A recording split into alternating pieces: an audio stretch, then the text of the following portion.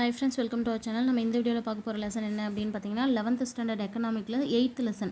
இது என்ன அப்படின்னு பார்த்தீங்கன்னா, இந்தியா விடுதலை பெறத்துக்கு முன்னாடியும் பின்னாடியும் எப்படி பொருளாதாரம் இருந்தது, இந்திய பொருளாதாரம் விடுதலைக்கு முன்னரும் பின்னரும் அப்படிங்கிற டாப்பிக்கில் கொடுத்துருப்பாங்க. சரியா? ஆங்கிலேயர்களின் ஆட்சி காலத்தில் இந்தியன் எக்கனாமி எப்படி இருந்தது, ஆங்கிலேயர்கள் ஆட்சியிலிருந்து விடுதலை பெற்றதுக்கப்புறம் இந்தியன் எக்கனாமியிலேருந்து என்னென்ன மாற்றங்கள் இருந்தது அப்படிங்கிறது தான் இந்த லெசனில் பார்க்க போகிறோம். ஃப்ரெண்ட்ஸ், நம்ம சேனல் இப்போ தான் ஃபஸ்ட் டைம் பார்க்குறீங்க அப்படின்னா சேனலை சப்ஸ்கிரைப் பண்ணிவிட்டு பாருங்கள். வீடியோவை ஸ்கிப் பண்ணாமல் கடைசி வரைக்கும் பாருங்கள். சரியா? விடுதலை எந்த விலைக்கும் ஈடாகாது, விடுதலை என்பது வாழ்வின் மூச்சு, வாழ்வதற்காக மனிதன் எதை கொடுக்க மாட்டான் அப்படிங்கிற 2 லைனை சொன்னவங்க யார் அப்படின்னு பார்த்தீங்கன்னா டெய்லர் கோவன். இதில் என்ன பண்ணலாம் அப்படின்னா, இந்த லைனை கொடுத்து யார் சொன்னது அப்படிங்கிற மாதிரி கொஷின் கேட்கலாம். சரிங்களா? இங்கே பாருங்கள், அறிமுகத்தில் என்ன கொடுத்துருக்காங்கன்னா, இந்த இயல் விடுதலை முன்பின் இந்தியாவில் நடைபெற்ற முக்கிய நிகழ்வுகளை பற்றி விவாதிக்கிறது. ஸோ இந்த லெசனில் என்ன பார்க்க போகிறோம் அப்படின்னு பார்த்திங்கன்னா, விடுதலைக்கு முன்னரும் பின்னரும் இந்தியாவில் நடைபெற்ற முக்கியமான நிகழ்வுகளை விவாதிக்கிறது.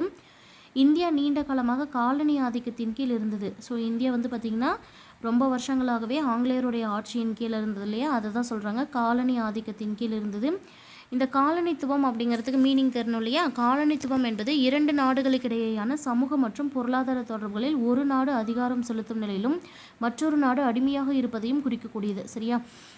2 நாடுகள் இருக்குது அப்படின்னா அந்த 2 நாடுகளில் காலனித்துவம் அப்படின்னு எப்படி சொல்லுவோம்னா, 2 நாடுகளுக்கிடையே சமூக மற்றும் பொருளாதார தொடர்புகளில் ஒரு நாடு பார்க்கும்போது அதிகாரம் செலுத்தும், இன்னொரு நாடு அதுக்கு கீழே அடிமையாக இருக்கும். இதை தான் காலனித்துவம் அப்படின்னு சொல்லுவோம். அப்படி பார்க்கும்போது நம்ம ஆங்கிலேயர்களின் காலனித்துவத்தில் இருந்ததாக அர்த்தம் இல்லையா? அதுதான் மேலே லைனில் கொடுத்துருந்தாங்க. அதிகார நிலையில் உள்ள நாடு தான் அதிகாரம் செலுத்தும், நாட்டின் மீது அரசியல் கட்டுப்பாடு மட்டுமல்லாமல் பொருளாதார கொள்கைகளையும் தீர்மானிக்கிறது அப்படின்னு சொல்கிறாங்க. ஸோ எந்த நாடு அதிகார நிலையில் இருக்கோ அந்த நாடு தான் அதிகாரம் செலுத்தக்கூடிய நாடு. அதாவது அந்த நாட்டுக்கு கீழே அடிமையாக இருக்கு இல்லையா, அந்த நாட்டின் மீது கட்டுப்பாடு செலுத்தும். என்ன மாதிரியான கட்டுப்பாடுகள்னால், அரசியல் கட்டுப்பாடு மட்டும் கிடையாது, பொருளாதார கொள்கைகளை கூட அவங்க தான் தீர்மானிப்பாங்க. அடிமை நாட்டு மக்கள் தங்கள் நாட்டுடைய வளங்களை பயன்படுத்துவதிலும் பாருங்கள், அந்த நாட்டில் இருக்கக்கூடிய வளங்களை அந்த மக்கள் பயன்படுத்துவதிலும் முக்கியமாக பார்த்திங்கன்னா பொருளாதார நடவடிக்கைகள் மேற்கொள்வதில் கூட தன்னிச்சையான முடிவுகளை மேற்கொள்ள முடியாமல் இருக்கும். காலனி ஆதிக்கத்தின் கசப்பான அனுபவத்தை இந்தியா பெற்றுள்ளது அப்படின்னு சொல்லியிருக்காங்க. இந்த ஆங்கிலேயர்கள் காலத்தில் இந்திய பொருளாதாரம், இந்த டாப்பிக்கில் என்ன கொடுத்துருக்காங்கன்னு பாருங்கள். ஃபர்ஸ்ட்டு, வாஸ்கோ ட காமா இந்தியாவில் உள்ள கோழிக்கோட்டிற்கு மே 20, 1948ஆம் ஆண்டில் வந்ததற்கு பின்னர் இந்தியாவிலிருந்து ஐரோப்பாவுடனான கடல் வாணிகத்தின் தன்மையில் மாற்றம் ஏற்பட்டது.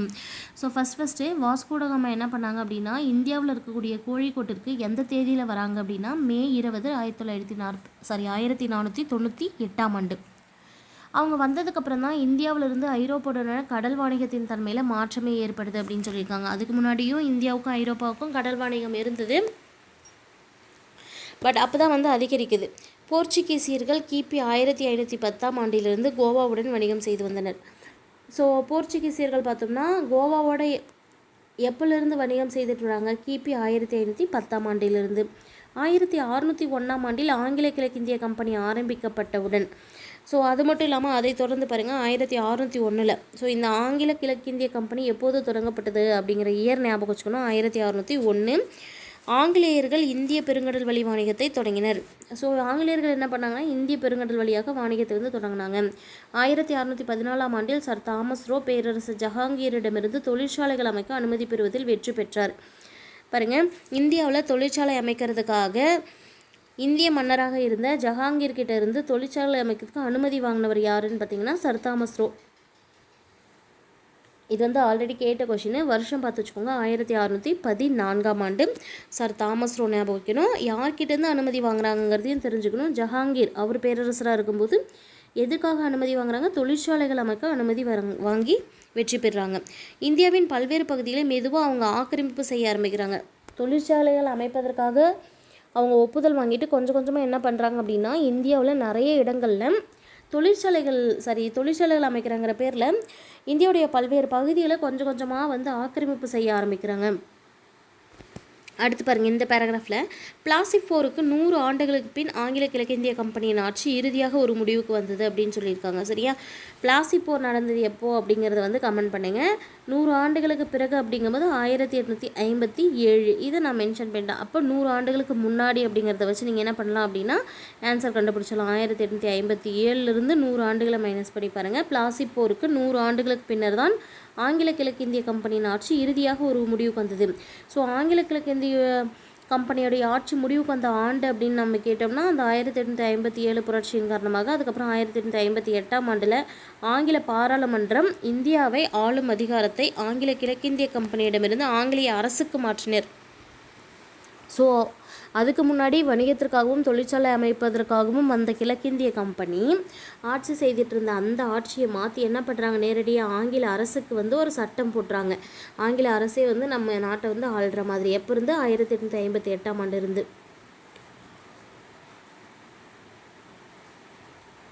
ஸோ என்ன ஆகுதுன்னு பார்த்தீங்கன்னா, ஆங்கில கிழக்கிந்திய கம்பெனியிடமிருந்து அதிகாரம் ஆங்கிலேய அரசுக்கு மாற்றப்பட்ட போது இந்திய பொருளாதார நிலைமை முழுவதுமே மாற்ற இயலவில்லை. சரியா? என்னதான் வந்து அவங்க கம்பெனிக்கிட்ட இருந்து ஆங்கில அரசுக்கு மாற்றிக்கிட்டாங்கனாலும், நம்ம நாட்டை வந்து ஆள்வதை வந்து ஆங்கில அரசுக்கு மாற்றிக்கிட்டாலும் இந்திய பொருளாதாரத்துறை நிலைமையை வந்து அவங்களால மாற்ற முடிஞ்சது அப்படின்னா முற்றிலும் மாற்ற இயலவில்லை. இந்த ஆங்கிலேயர் கால வரலாறு அப்படின்னு பார்க்கும்போது, ஆங்கிலேயர்களுடைய காலத்தில் ஆங்கிலேயர் நுழைவுக்கு முன் இந்திய பொருளாதாரம் கிராமத்தை சார்ந்து வாழ்ந்து வந்தது.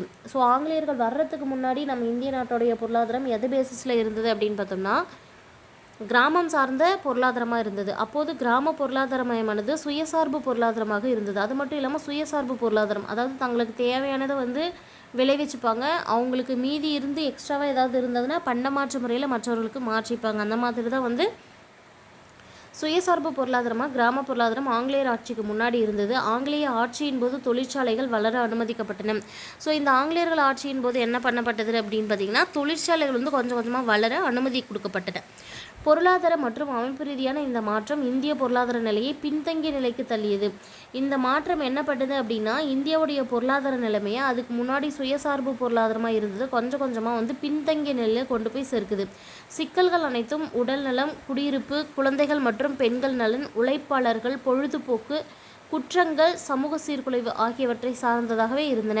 ஸோ இதில் என்னெல்லாம் வந்து சிக்கல் ஏற்பட்டது அப்படின்னு பார்த்திங்கன்னா, உடல்நலம் சார்ந்தது, குடியிருப்பு சார்ந்தது, குழந்தைகள் மற்றும் பெண்கள் நலன் சார்ந்ததாகவும், உழைப்பாளர்கள் சார்ந்தது மற்றும் பொழுதுபோக்குகள், குற்றங்கள், சமூக சீர்குலைவு இந்த மாதிரியான சிக்கல்கள் அதிகமாக இருக்க ஆரம்பிச்சது. இந்த சிக்கல்கள் காரணமாக ஒழுங்குற அமைக்கப்பட்ட சமூக பணிகளின் முக்கியத்துவத்திற்கான தேவை உணரப்பட்டது. ஸோ இந்த சிக்கல்கள் வந்து தொடர்ந்துக்கிட்டே இருக்கும்போது கண்டிப்பாக வந்து நம்ம சமூக அமைப்பு வந்து ஒழுங்குற அமைக்கப்படணும் அப்படிங்கிற ஒரு தேவையை வந்து மக்கள் உணர ஆரம்பிக்கிறாங்க. பிரிட்டன் நாடு இந்தியாவை காலனி ஆதிக்கத்தின் கீழ் 200 ஆண்டுகளுக்கு மேலாக சீரழித்து வந்தது. ஸோ இங்கிலாந்து, அதாவது ஆங்கிலேயர்கள் வந்து இந்தியாவை எத்தனை ஆண்டுகள் வந்து ஆட்சி செய்தாங்க அப்படிங்கிறதுக்கு ஆன்சர் மாதிரி தான் இங்கே 200 ஆண்டுகளுக்கு மேலாக இருந்தது அப்படின்னு கொடுத்துருக்காங்க. காலனி ஆதிக்க சிதைப்பின் அடிப்படையில் முழு காலத்தையும் வரலாற்று பொருளியல் வல்லுநர்கள் 3 கட்டங்களாக பிரிக்கின்றன. ஸோ ஆங்கிலேயர்கள் ஆட்சி காலத்தில் வந்து மொத்தமாக 3 கட்டங்களாக பிரிக்கிறாங்க. எப்படி அப்படின்னு பார்த்தீங்கன்னா, ஃபஸ்ட்டு வணிக மூலதன காலம், ரெண்டாவது தொழில் மூலதன காலம், மூணாவது நிதி மூலதன காலம். இந்த மாதிரி 3 வகையாக பிரிக்கிறாங்க. எது அப்படின்னு பார்த்தீங்கன்னா, பொருளியல் வல்லுநர்கள் பொருளாதாரத்தை வந்து 3 காலகட்டங்களாக பிரிக்கிறாங்க. ஒன்று ஃபஸ்ட்டு இருக்கக்கூடியது வணிக மூலதன காலம், தொழில் மூலதன காலம், நிதி மூலதன காலம் அப்படின்னு சொல்லிட்டு 3 வகையாக பிரிக்கிறாங்க. இதில் வணிக மூலதன காலம் அப்படிங்கிறது எப்போ தொடங்கி எப்போ முடியுதுன்னு பார்த்தீங்கன்னா 1757 1813ஆம் ஆண்டு வரை. வணிக மூலதன காலம் 1857 to 1813 வரைக்கும். இந்த காலத்தை தான் வணிக மூலதன காலம் அப்படின்னு சொல்கிறோம். ஆங்கிலேய கிழக்கிந்திய கம்பெனியின் முக்கிய நோக்கம் இந்த காலத்தில் என்னவா இருந்தது அப்படின்னு பார்த்தீங்கன்னா, இந்திய கிழக்கிந்திய பொருட்களை முற்றுரிமையாக வணிகம் செய்து லாபம் ஈட்டுவது.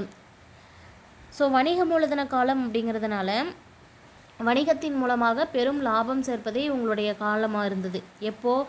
இந்த 1757 1813 இடைப்பட்ட காலத்தில் முழுக்க ஆங்கில கிழக்கிந்திய கம்பெனி இருக்காங்க இல்லையா, இங்கே அவங்க வந்து இந்திய கிழக்கிந்திய பொருட்களை முற்றுரிமையாக வணிகம் செய்து இந்தியாவில் இருக்கக்கூடிய பொருட்கள் மற்றும் கிழக்கிந்தியாவிலிருந்து கொண்டு வரப்பட்ட பொருட்களை முற்றுரிமையாக வணிகம் செய்து லாபம் ஈட்டுவதை நோக்கமாக இருந்தது. இந்த காலத்தில் பிரிட்டனில் தொழில் மூலதனத்தை முன்னேற்ற இந்தியா ஒரு மிக முக்கியமான சுரண்டல் பிரதேசமாக ஆங்கில கிழக்கிந்திய கம்பெனி கருதியது. என்ன நினைக்கிறாங்க அப்படின்னு பார்த்தீங்கன்னா, இந்த ஆங்கிலேயர்கள் வந்து அந்த கிழக்கிந்திய கம்பெனியின் மூலமாக இந்தியாவில் இருக்கக்கூடிய அனைத்து வளங்களையும் சுரண்டி கொண்டு போய் பிரிட்டனில் வந்து ஒரு தொழில் மூலதனத்தை முன்னேற்றிக்கிறதுக்காக அவங்களுடைய தொழிலை முன்னேற்றம் செய்வதற்காக இந்தியாவை வந்து ஒரு சுரண்டல் பிரதேசமாகவே ஆங்கிலேய கிழக்கிந்திய கம்பெனி வந்து பயன்படுத்திக்கிட்டாங்க. 1750 1760ஆம் ஆண்டுகளில் வங்காளமும் தென்னிந்தியாவும் ஆங்கில கிழக்கிந்திய கம்பெனியின் அரசியல் நெருக்கடிக்கு உள்ளான போது முற்றுரிமை வணிகத்தின் நோக்கம் நிறைவேறியது அப்படின்னே சொல்லலாம். இந்த 1750 60ஆம் ஆண்டுகளில் வங்காளம் மற்றும் தென்னிந்தியா பகுதிகள் ஆங்கிலேய கிழக்கிந்திய கம்பெனியின் அரசியல் நெருக்கடிக்கு உள்ளாக ஆரம்பிக்குது. அப்படி இருக்கும்போது நம்ம இதை என்ன சொல்லலாம் அப்படின்னா, அந்த முற்றுரிமை முழுவதுமே அந்த வணிகத்தின் நோக்கமே நிறைவேறிடுச்சு அப்படின்னு நம்ம நினைக்கலாம். அந்த அளவுக்கு வந்து சுரண்டல் ஏற்பட்டது. உபரிகளை இங்கிலாந்திற்கு கடத்துவதில் இந்நிர்வாகம் வெற்றி பெற்றது. ஸோ இங்கே வந்து எக்கச்சக்கமான வளங்கள் முதல்ல இருந்தது இந்திய நாட்டில் இருந்த அதிகப்படியான வளங்களை இங்கிலாந்திற்கு கொண்டு போகிறதுலையே தான் வந்து குறிக்கோளாக இருந்தாங்க. அதை வெற்றியும் பெற்றாங்க. இங்கிலாந்திற்கு கடத்துவதில் இந்நிர்வாகம் வெற்றி பெற்றது. இந்திய தலைவர்கள் இப்பிரச்சனையை சுரண்டலுடன் ஒப்பிட்டுட்டனர். அதாவது இந்திய தலைவர்கள்லாம் என்ன நினச்சாங்க அப்படின்னா, இதை எப்படி வந்து பார்த்தாங்க, இந்தியாவை வந்து சுரண்டி செல்வத்தை ஃபுல்லாக வந்து அவங்க நாட்டுக்கு எடுத்துகிட்டு போனதை தான் ஒப்பிட்டு சொல்கிறாங்க. எல்லாவற்றிற்கும் மேலாக இந்நிறுவன அலுவலர்கள் அனைவருமே நேர்மையற்று ஊழல் நிறைந்தவர்களாக இருந்தனர். ஸோ அனைத்தையும் தாண்டி இந்த ஆங்கிலேய கிழக்கிந்திய கம்பெனியை சேர்ந்த அந்த அலுவலர்கள் எல்லாருமே உண்மையாகவும் கிடையாது, ஊழலும் அதிகமாக செய்தவர்களாக இருக்காங்க, நேர்மையற்று மற்றும் ஊழல் நிறைந்தவர்களாக இருந்தனர் அப்படின்னு சொல்கிறாங்க. அடுத்து பார்க்கக்கூடிய காலம் என்ன அப்படின்னு பார்த்திங்கன்னா, தொழில் மூலதன காலம். இது எதிலிருந்து தொடங்குது? 1813 1858ஆம் ஆண்டு வரை. 1813 1858ஆம் ஆண்டு வரை இருக்கக்கூடிய காலம் தான் என்னன்னு சொல்கிறோம், தொழில் மூலதன காலம். பிரிட்டிஷ் துணிமணிகளின் சந்தையாக இந்தியா விளங்கியது. ஸோ இந்த கொஷின் கேட்கலாம், பிரிட்டிஷ் துணிமணிகளின் சந்தையாக விளங்கியது எது அப்படின்னு கேட்டாங்கன்னா இந்தியா அப்படின்னு சொல்லணும். அடுத்து பாருங்கள், இந்தியாவிலிருந்து மலிவு விலையில் பெறப்பட்ட கச்சா பொருட்கள் இங்கிலாந்திற்கு ஏற்றுமதி செய்யப்பட்டு முழுமை பெற்ற பொருட்கள் இந்தியாவிற்கு அதிக விலையில் இறக்குமதி செய்யப்பட்டன. இவ்வாறு இந்தியர்கள் வஞ்சிக்கப்பட்டனர். இவங்க இப்போ என்ன பண்ணாங்க அப்படின்னா, இந்தியாவிலேருந்து என்ன பண்ணுவாங்கன்னா, இந்தியாவில் இருக்கக்கூடிய கச்சா பொருட்கள் எல்லாமே கம்மி விலையில் வாங்கிட்டு போயிட்டு இங்கிலாந்திற்கு ஏற்றுமதி செய்கிறாங்க. அந்த இங்கிலாந்திற்கு ஏற்றுமதி செய்யப்பட்டு அதை வந்து முழுமையான பொருள்களாக மெஷின்களை பயன்படுத்தி மாற்றி கொண்டு வந்து இந்தியாவிலேயே அதிக விலை வச்சு விற்கிறது. இறக்குமதி செய்யப்பட்டு இங்கே விற்கப்படுது. இப்படியும் இந்தியர்கள் என்ன பண்ணுறாங்க அப்படின்னா இந்த காலத்தில் வஞ்சிக்கப்படுறாங்க.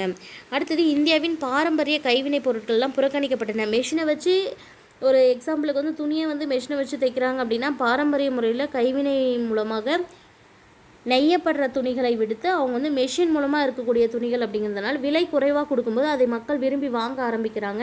ஸோ அப்படி பார்க்கும்போது இந்தியாவின் பாரம்பரிய கைவினை பொருட்களும் புறக்கணிக்கப்பட்டன. அடுத்து பாருங்கள், நிதி மூலதன காலம் அப்படின்னு சொல்லிட்டு ஒன்று கொடுத்துருக்காங்க. 19ஆம் நூற்றாண்டின் இறுதி ஆண்டுகளில் 19ஆம் நூற்றாண்டின் இறுதி ஆண்டு அப்படின்னு பார்த்தீங்கன்னா 19ஆம் நூற்றாண்டு அப்படிங்கிறதே 1900 அப்படிங்கிற வரணும், அது வரைக்கும் இருக்கக்கூடிய காலம். இதோட இறுதியாக இருக்கக்கூடிய ஆண்டுகள் அப்படின்னு கொடுத்துருக்காங்க இல்லையா. ஸோ 1891 அப்படிங்கிற ரேஞ்சிலேருந்து 1891 கிட்டத்தட்ட 1900 வரைக்கும் அப்படி இறுதியாக இருக்கக்கூடிய காலங்களில் மூன்றாவது கட்டமான நிதி மூலதன காலமாக கருதுகிறாங்க. இக்காலகட்டத்தில் மேலாண்மை முகமை நிறுவனங்கள், ஏற்றுமதி இறக்குமதி நிறுவனங்கள், செலாவணி மாற்று வங்கிகள், சில மூலதன ஏற்றுமதிகள் ஆகியவற்றில் நிதி ஆதிக்கம் தொடங்கியது. ஸோ இங்கே என்ன நடக்குது அப்படின்னு பார்த்தோம்னா, மேலாண்மை முகமை நிறுவனங்கள், ஏற்றுமதி இறக்குமதி செய்கிறதுக்கான நிறுவனங்கள் இருக்கு இல்லையா, அந்த செலாவணி மாற்று வங்கிகள், இந்த மாதிரி இடத்துலலாம் என்ன பண்ணுறாங்க அப்படின்னா மூலதன ஏற்றுமதிகளில் வந்து நிதி ஆதிக்கம் தொடங்குது அப்படின்னு சொல்கிறாங்க. அடுத்தது, இந்திய மூலதனத்தை கொள்ளையடித்து இந்தியாவில் இருப்பு பாதை, சாலை வசதிகள், அஞ்சல் துறை, பாசனம், ஐரோப்பிய வங்கி முறை, கல்வி ஆகிய குறிப்பிட்ட பகுதிகளில் பெரிய அளவில் முதலீடு செய்ய பிரிட்டன் முடிவு செய்தது. இவங்க என்ன பண்ணுறாங்க அப்படின்னா, இந்தியாவில் இருக்கக்கூடிய வளங்களையே சுரண்டி கொண்டு போய் அதையே மூலதனமாக பயன்படுத்தி அதிலிருந்து பணத்தை கொள்ளையடித்து இந்தியாவில் இருக்கக்கூடிய சில வசதிகள் செய்ய ஆரம்பிக்கிறாங்க. என்னென்ன அப்படின்னு பார்த்தீங்கன்னா, இருப்பு பாதை, சாலைகள் போடுறது, அஞ்சலகத்துறை, பாசன வசதி, ஐரோப்பிய வங்கி முறை, கல்வி ஆகிய குறிப்பிட்ட பகுதிகளில் பெரிய அளவில் முதலீடு செய்ய பிரிட்டன் முடிவு செய்கிறாங்க. இதனால் சில பயன்களும் விளைந்தன அப்படிங்கிறத நம்ம வந்து மறுக்க முடியாது. ஸோ இதனால் நமக்கு என்ன நன்மைகள் கிடைத்தது அப்படின்னு பார்த்தீங்கன்னா, இதில் இருக்கக்கூடிய எல்லாமே வந்து நமக்கு ப்ளஸ்ஸாக அமைஞ்சது, மைனஸாகவும் அமைஞ்சது. சரியா, அந்த காலத்தில் நம்மளுடைய செல்வ வளங்கள் எல்லாத்தையும் அவங்க சுரண்டி கொண்டு போயிட்டாங்க, அது மைனஸாக இருந்தது. இன்றைக்கி வந்து அது நமக்கு வந்து போக்குவரத்திற்கோ அல்லது கடித போக்குவரத்திற்கோ இந்த மாதிரி பயன்பாடாக இருக்குது அப்படிங்கிறதுல ப்ளஸ்ஸாக இருந்தது. பிரிட்டன் ரயில்வே கட்டமைப்பு கொள்கையானது கற்பனை செய்ய முடியாத பொருளாதார பயனில்லா கொள்கை. ஸோ ரயில்வே வந்து அவங்க எதுக்காக பயன்படுத்திக்கிட்டாங்க அப்படின்னா பொருளாதார பயனில்லா கொள்கை அப்படிங்கிறதுக்காக, அதாவது கற்பனையாக செய்ய முடியாத அளவுக்கு அவங்களுக்கு பொருளாதார பயன் இருக்கணும், நமக்கு பயன் இல்லாமல் இருக்கணும் அப்படிங்கிற மாதிரி. இந்தியாவின் வரி செலுத்துவோர் இருப்பு பாதை நிர்மாணத்திற்கு நிதி செலுத்த தேவையில்லை. பாருங்கள், இந்தியாவில் யாரெல்லாம் வரி செலுத்துகிறாங்களோ அவங்க இருப்பு பாதை நிர்மாணத்திற்கு நிதி செலுத்த கட்டாயப்படுத்தப்பட்டனர். ஸோ வரி செலுத்துகிறவங்க எல்லாரையுமே வந்து ரயில்வேவுக்கும் வந்து வரி செலுத்த சொல்லி கட்டாயப்படுத்துகிறாங்க. 1858ஆம் ஆண்டு ஆங்கில கிழக்கிந்திய கம்பெனி தனது அரசியல் அதிகாரத்தை பிரிட்டிஷ் அரசிடம் ஒப்படைத்தது. இது ஒரு கொஷின் கேட்கலாம். எந்த ஆண்டு ஆங்கிலேய கிழக்கிந்திய கம்பெனி தனது அரசியல் அதிகாரத்தை பிரிட்டிஷ் அரசிடம் ஒப்படைத்தது அப்படின்னு கேட்டாங்கன்னா ஆன்சர் 1858. இந்திய கைவினைப் பொருட்கள் நசிவு காலம் அப்படின்னு சொல்லிட்டு ஒரு காலம் இருக்கும். இந்திய கைவினைப் பொருட்களுக்கு உலக அளவில் மிகுந்த வரவேற்பு இருந்தது. ஸோ இந்தியாவில் தயாரிக்கக்கூடிய கைவினைப் பொருட்கள் வந்து உலக அளவில் அந்த காலத்தில் வந்து மிகவும் பிரசித்தி பெற்று வரவேற்பு பெற்றதாக இருந்தது. இந்திய ஏற்றுமதியில் கையால் நெய்யப்பட்ட பருத்தி, பட்டு ஆடைகள். ஸோ எதையெல்லாம் வந்து அவங்க விரும்பி வாங்குவாங்க அப்படின்னு பார்த்திங்கன்னா, இந்தியர்கள் கையால் நெய்த பருத்தி ஆடைகள், பட்டாடைகள், காளைக்கோ துணிகள், அலங்கார பொருட்கள், மரச்சிற்பங்கள், இது எல்லாமே வந்து வெளிநாடுகளுக்கு, அதாவது உலகத்தில் இருக்கக்கூடிய அனைத்து நாடுகளுக்கும் இந்தியாவிலிருந்து அப்போ ஏற்றுமதி செய்யப்பட்டது. பாகுபாடான சுங்கவரி கொள்கை மூலமாக பிரிட்டிஷ் அரசு வேண்டுமென்று இந்திய கைவினைப் பொருட்களை அளித்தது. ஸோ என்ன பண்ணுவாங்க அப்படின்னா, ஒரு பொருளை ஏற்றுமதி கொண்டு போகிறோம் அப்படின்னா அதுக்குன்னு தனியாக வந்து அவங்க வரி கொடுக்கணும். அந்த மாதிரி ஆங்கிலேயர்கள் கொண்டு போகிறதுக்கெல்லாம் ஏற்றுமதி வரி குறைவாகவும் இந்தியர்களுடைய பொருட்களுக்கு ஏற்றுமதி வரி அதிகமாகவும் கொடுக்கும்போது என்ன ஆகும் அப்படின்னு பார்த்திங்கன்னா, ஆட்டோமேட்டிக்காகவே இந்திய கைவினைப் பொருட்கள் வந்து அழிந்து போனது அப்படின்னு சொல்கிறாங்க. பாகுபாடான சுங்கவரி கொள்கை.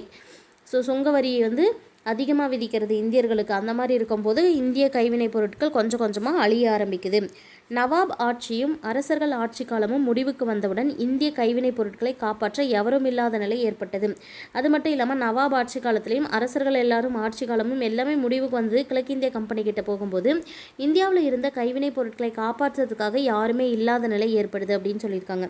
இந்திய கைவினைப் பொருட்களால் இயந்திர தயாரிப்பு பொருட்களுடன் போட்டியிட முடியவில்லை.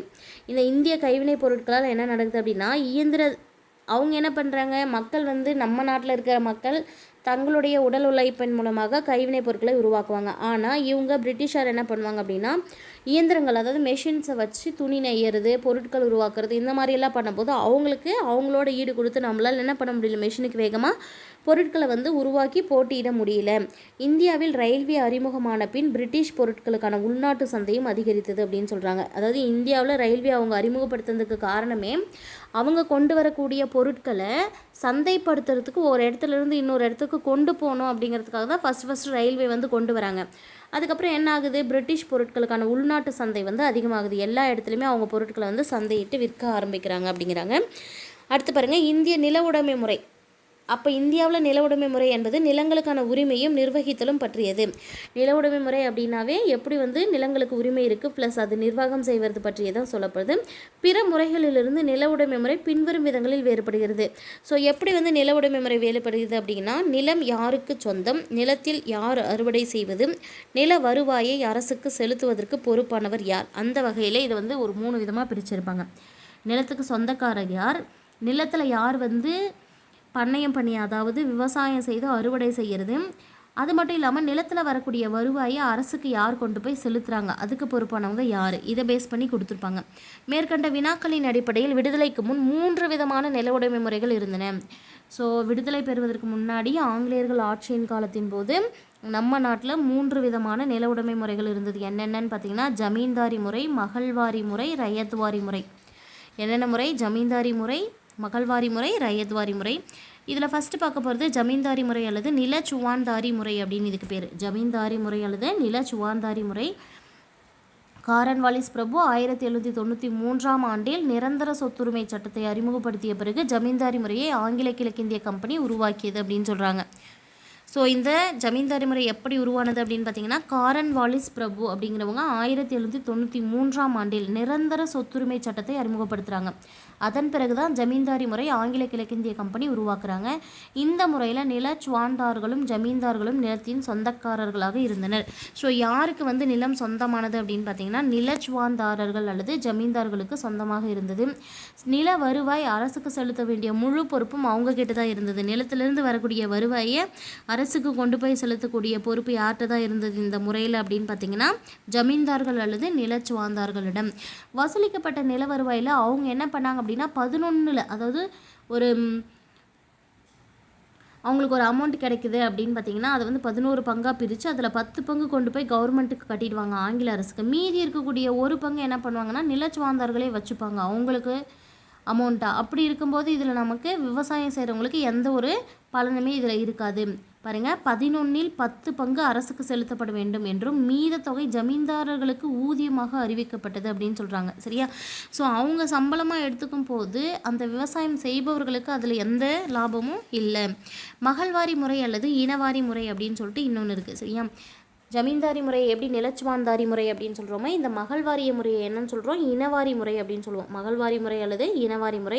இம்முறை அறிமுகப்படுத்தப்பட்ட பின்னர் மத்திய பிரதேசத்துக்கும் பஞ்சாபிற்கும் விரிவுபடுத்தப்படுது. ஃபஸ்ட்டு இதை வந்து அறிமுகப்படுத்திட்டு எங்கே வந்து விரிவுபடுத்துகிறாங்க அப்படின்னு பார்த்தீங்கன்னா மத்திய பிரதேசம் மற்றும் பஞ்சாபுக்கு விரிவுபடுத்துகிறாங்க. இந்த முறையில் என்ன நடக்கும் அப்படின்னு பார்த்தீங்கன்னா மகள்வாரி முறையில் கிராம மக்களான குழுவினர் நிலச்சொந்தக்காரர்களாக இருந்து நிர்வாகம் செய்தனர். ஒரு கிராமம் இருக்குது அப்படின்னா அந்த கிராமத்தில் இருக்கக்கூடிய எல்லா நிலத்தையுமே அந்த கிராமத்தில் வந்து சின்ன குழு, ஒரு கிராம மக்களாலான சிறிய குழு வந்து என்ன பண்ணுவாங்கன்னா நிலத்துக்கு சொந்தக்காரங்களாக இருந்து நிர்வாகம் செய்வாங்க. அந்த குழுவினர் நிலத்தை உழவர்களிடம் பிரித்து கொடுத்து அவர்களிடமிருந்து வருவாயை பெற்று அரசுக்கு செலுத்தினர். அவங்க என்ன பண்ணுவாங்க அப்படின்னா அங்கே வந்து ஜமீன்தார் அப்படின்னு ஒருத்தர் கையில் இருந்தது. இங்கே அந்த கிராமத்தில் இருக்கிற ஒரு 10 பேர் சேர்ந்து ஒரு குழு அமைச்சு அந்த குழுவின் மூலமாக அனைத்து நிலங்களையும் நிர்வாகம் செய்து எல்லா நிலத்திலிருந்து வரக்கூடிய விளைச்சலையும் கொண்டு அதில் வரக்கூடிய வருமானத்தை எடுத்துகிட்டு போய் என்ன பண்ணுவாங்க அப்படின்னா அரசுக்கு செலுத்துவாங்க. இதுவும் சேம் அதே மாதிரி தான். இதுலேயும் வந்து எந்த வித லாபமும் இருக்க போகிறது கிடையாது. அடுத்தது இருக்கக்கூடியது ரயத்வாரி முறை அல்லது சொந்த சாகுபடி முறை அப்படின்னு சொல்லிட்டு இம்முறை முதலில் தமிழ்நாட்டில் அறிமுகம் செய்யப்பட்ட பின்னர் மகாராஷ்டிரா, குஜராத், அஸ்ஸாம், கூர்க்கு, கிழக்கு பஞ்சாப் மற்றும் மத்திய பிரதேசம் ஆகிய இடங்களுக்கு விரிவுபடுத்தப்பட்டது. இதில் பாருங்கள், ஃபஸ்ட்டு எங்கே அறிமுகப்படுத்தப்பட்டது? தமிழ்நாட்டில் தான். எந்த முறை? ரயத்வாரி முறை. சரியா? ரயத்வாரி முறை. இதுக்கு இன்னொரு பேர் என்ன இருக்குது? சொந்த சாகுபடி முறை. இதை ஃபஸ்ட் அறிமுகப்படுத்திய இடம் எதுன்னு பார்த்தீங்கன்னா தமிழ்நாட்டில் அறிமுகப்படுத்தி அங்கேருந்து எங்கே கொண்டு போகிறாங்க அப்படின்னா விரிவுபடுத்தும் போது மகாராஷ்டிரா, குஜராத், அஸ்ஸாம், கூர்க்கு, கிழக்கு பஞ்சாப், மத்திய பிரதேசம் இந்த இடங்களுக்கு விரிவுபடுத்தப்பட்டது. இந்த முறையில் நிலத்தை சொந்தம் கொண்டாடும் உரிமை எதற்குன்னு பார்த்தாங்கன்னா நிலத்திற்கான கட்டுப்பாடு நில உரிமையாளர்கிட்டே இருந்தது. யாருடைய நிலமோ அவருக்கே அந்த உரிமை முழுசாக இருந்தது. இவங்க என்ன பண்ணுவாங்கன்னா உழுபவருக்கும் உரிமையாளருக்கும் இடையே நேரடியான தொடர்பு இருந்தது அப்படின்னு சொல்ல வராங்க. விடுதலைக்கு முன்னர் இம்முறை குறைந்த அடக்குமுறை உடையதாக இருந்தது. ஸோ மற்ற 2 முறைகளை கம்பேர் பண்ணும்போது இந்த ரயத்வாரி முறை வந்து கொஞ்சம் பெட்டராக இருந்தது. அவங்கள வந்து இதில் அதிகாரம் பண்ணுறது கொஞ்சம் குறைவாக இருந்தது. அடக்குமுறை வந்து குறைவான அடக்குமுறை உடையதாக ரயத்வாரி முறை இருந்தது அப்படின்னு சொல்லியிருக்காங்க. அடுத்தது பாருங்கள், தொழில் காலனித்துவம் முதலாளித்துவம் அப்படின்னு சொல்லிட்டு. தொழில் காலனித்துவ முதலாளித்துவம். இந்தியாவில் ஆங்கிலேய ஆட்சி காலத்தில் தொழில் மாறுதல் நிலை செயல்பாடு பொதுவாக 2 வகைகளாக இருந்தது. ஸோ ஆங்கிலேயர்கள் இந்தியாவை ஆட்சி செய்யும் போது தொழில் மாறுதல் நிலையை வந்து 2ஆக பிரிக்கிறாங்க. சரியா? 19ஆம் ஆண்டில் தொழில் வளர்ச்சி எப்படி இருந்தது? 19வது நூற்றாண்டில் ஃபஸ்ட்டு பார்க்குறது 19ஆம் நூற்றாண்டில் தொழில் வளர்ச்சி. பாருங்கள், 19ஆம் நூற்றாண்டில் ஆங்கிலேய முதலீட்டாளர்கள் தாங்கள் பெற்ற அனுபவங்களின் அடிப்படையில் பல முன்னோடி தொழில் நிறுவனங்களை இந்தியாவில் ஆரம்பித்தாங்க அப்படின்னு சொல்லியிருக்காங்க. 19ஆம் நூற்றாண்டில் ஆங்கிலேய முதலீட்டாளர்கள் என்ன பண்ணாங்க? தாங்கள் பெற்ற அனுபவங்களின் அடிப்படையில் பல முன்னோடி தொழில் நிறுவனங்களை இந்தியாவில் ஆரம்பிக்கிறாங்க.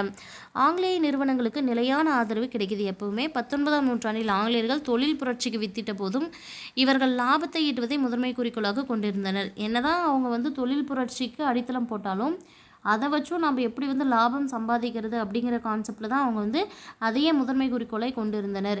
இந்திய பொருளாதாரத்தை முன்னேற்றுவதில் ஆர்வம் இல்லாமல் இருந்தனர். அவங்களுக்கு தேவை அவங்க வந்து எப்படி சம்பாதிக்கணும், அவங்க கம்பெனிக்கு எப்படி லாபம் சேர்க்கணும், இது பேஸில் தான் இருந்தாங்களே தவிர இந்திய பொருளாதாரத்தை முன்னேற்றத்தில் அவங்களுக்கு வந்து ஆர்வம் பெருசாக இல்லை. 19ஆம் நூற்றாண்டின் இறுதியில் 36 சணல் ஆலைகளும் 194 பருத்தி ஆலைகளும் அதிக எண்ணிக்கையிலான தொழில் பூங்காக்களும் இருந்தன அப்படின்னு சொல்லியிருக்காங்க. இந்த கவுண்டிங் ஞாபகம் வச்சுக்கோங்க. 19ஆம் நூற்றாண்டுடைய இறுதி காலத்தில் எத்தனை சணல் ஆலைகள் இருந்தது அப்படின்னா 36 சணல் ஆலைகள். எத்தனை பருத்தி ஆலைகள் இருந்ததுன்னு பார்த்தீங்கன்னா 194 பருத்தி ஆலைகள். அதிக எண்ணிக்கையிலான தொழில் பூங்காக்கள் கூட இருந்தது. நிலக்கரி உற்பத்தி ஆண்டுக்கு 6 மில்லியன் டன்களாக உயர்ந்தது அப்படின்னு சொல்கிறாங்க. ஸோ இந்த 19ஆம் நூற்றாண்டுகளில் நிலக்கரி வந்து உற்பத்தி ஆண்டுக்கு 6 மில்லியன் டன்களாக உயர்ந்தது. இந்த 19ஐ தவிர்த்து 20ஆம் நூற்றாண்டில் தொழில் முன்னேற்றம் எப்படி இருந்தது அப்படின்னு பார்க்கும்போது 20ஆம் நூற்றாண்டின் முற்பகுதியில் சுதேசி இயக்கம் இந்தியாவில் தொழில்மயமாதலை ஊக்குவித்தது. ஸோ 20வது நூற்றாண்டுடைய முற்பகுதி அப்படின்னு சொல்லும்போது 20ஆம் நூற்றாண்டு அப்படின்னா 2000 நம்ம ஞாபகம் வச்சுக்கணும். இந்த 20 அப்போ 1901 2000 வரைக்கும் அந்த கான்செப்டில் எடுத்துக்கிட்டோம்னா முற்பகுதி அப்படின்னு சொல்லும்போது ஃபர்ஸ்ட் ஆஃப் அதாவது 1950 வரைக்கும். சரியா? சுதேசி இயக்கம் இந்தியாவில் தொழில்மயமாதலை ஊக்குவித்தது. எப்போ சுதேசி இயக்கம் தொடங்கப்பட்டது? 1906. சரிங்களா? கான்செப்ட் சரியா போது 1950க்கு முன்னாடி. அடுத்து பாருங்கள், 1914ஆம் ஆண்டில் முதல் உலகப் போர் வெடிக்கும் வரை இந்தியாவின் பழைய மற்றும் புதிய நிறுவனங்கள் மெதுவான மற்றும் நிலையான வளர்ச்சியை பராமரித்து வந்தன. இக்காலத்தில் 70க்கும் மேற்பட்ட பருத்தி ஆலைகளும் 30க்கும் மேற்பட்ட சணல் ஆலைகளும் அமைக்கப்பட்டன. எப்போ? இந்த முதல் நூற்றாண்டு இருக்கு இல்லையா, அந்த 20ஆம் நூற்றாண்டில் முற்பகுதி அப்போது. சரியா? 20ஆம் நூற்றாண்டைய முற்பகுதியில், அதுவும் பார்த்திங்கன்னா இந்த முதல் உலகப்போர் 1914 வருது இல்லையா, அந்த காலகட்டத்தில். சரியா? அதுக்கு முன்னாடி வரைக்கும் இந்த மாதிரி நடந்துகிட்ருக்கு. இதில் இந்த காலத்தில் தான் எத்தனை பருத்தி ஆலைகள்? 70க்கும் மேற்பட்ட பருத்தி ஆலைகள், 30க்கும் மேற்பட்ட சணல் ஆலைகள்லாம் அமைக்கப்பட்டன. நிலக்கரி உற்பத்தி இருமடங்கானது. இரும்பு எஃகு தொழிற்சாலைகளுக்கான அடித்தளம் அமைக்கப்பட்டது. ரயில்வே அமைப்பு விரிவுபடுத்தப்பட்டது. 1924 முதல் 1939ஆம் ஆண்டு வரையிலான காலகட்டத்தில் பல்வேறு பெரிய நிறுவனங்களான இரும்பு, எஃகு, பருத்தி நெசவாலைகள், சணல், தீப்பெட்டி, சர்க்கரை, காகிதம், காகிதக்கூழ் முதலான நிறுவனங்கள் அயல்நாட்டு போட்டியிலிருந்து பாதுகாக்கும் திட்டத்தின் கீழ் கொண்டு வரப்பட்டன. ஸோ எப்படி வந்து அயல்நாடுகளோட போட்டி போடாமல் பாதுகாக்கிறது, அந்த மாதிரி திட்டங்கள் வந்து இந்த 1924லேருந்து 39 வரைக்கும் இந்த காலகட்டத்தில் பல்வேறு பெரிய நிறுவனங்களாக இருந்த இரும்பு நிறுவனங்கள், எஃகு நிறுவனங்கள், பருத்தி நெசவாலைகள், சணல் ஆலைகள், தீப்பெட்டி தொழிற்சாலைகள், சர்க்கரை ஆலைகள், காகிதம் மற்றும் காகிதக்கூழ் முதலான நிறுவனங்கள் எல்லாமே அயல்நாட்டு போட்டியிலிருந்து பாதுகாக்கும் திட்டத்தின் கீழ் கொண்டு வரப்பட்டன. இது இந்தியாவில் பாதுகாக்கப்பட்ட தொழில்கள் விரிவடைய வழிவகுத்தது அப்படின்னு சொல்கிறாங்க. இவ்வாறு பாதுகாக்கப்பட்ட தொழில்கள் முழுமையாக இந்திய சந்தையை கைப்பற்றி அயல்நாட்டு போட்டிகளை முழுவதுமாய் முறியடித்தன அப்படின்னு சொல்கிறாங்க. ஆரம்பத்தில் ஆங்கிலேய அரசு இந்திய பொருளாதாரத்தை மூலப்பொருள்கள் உருவாக்குவதாக உருமாற்றி தங்கள் நாட்டின் பொருள்களுக்கான சந்தையாக இந்தியாவை ஆக்க முயற்சி செய்தது. இதன் மூலமாக பல வழிகளில் இந்திய பொருளாதாரத்தை நசுக்கவும் முயற்சித்தது. ஆங்கில முதலீட்டாளர்கள் சாதகமான இந்திய புவியியல் காரணங்களை பயன்படுத்தி படிப்படியாக சணல், தேயிலை, காப்பி, பருத்தி நெசவு, காகிதம், காகிதக்கூழ், சர்க்கரை போன்ற பல்வேறு தொழில்களை இந்தியாவில் உருவாக்கினார்கள். ஸோ இந்திய புவியியல் அமைப்பு வந்து எல்லா தொழில்களும் செய்வதற்கு ஏற்ற வகையில் இருக்கிறதுனால மெதுவாக என்ன பண்ணுறாங்க அப்படின்னா, சணல், தேயிலை, காப்பி, பருத்தி நெசவு, காகிதம், காகிதக்கூழ், சர்க்கரை போன்ற பல்வேறு தொழில்களை இந்தியாவில் உருவாக்கினார்கள். ஆனால் இந்திய தொழிலாளர்களின் உழைப்பை பெருமளவில் உறிஞ்சினார்கள். ஸோ வேலை செய்கிறது எல்லாமே யாராக இருந்திருப்பாங்க அப்படின்னா இந்தியர்களாக இருந்திருப்பாங்க.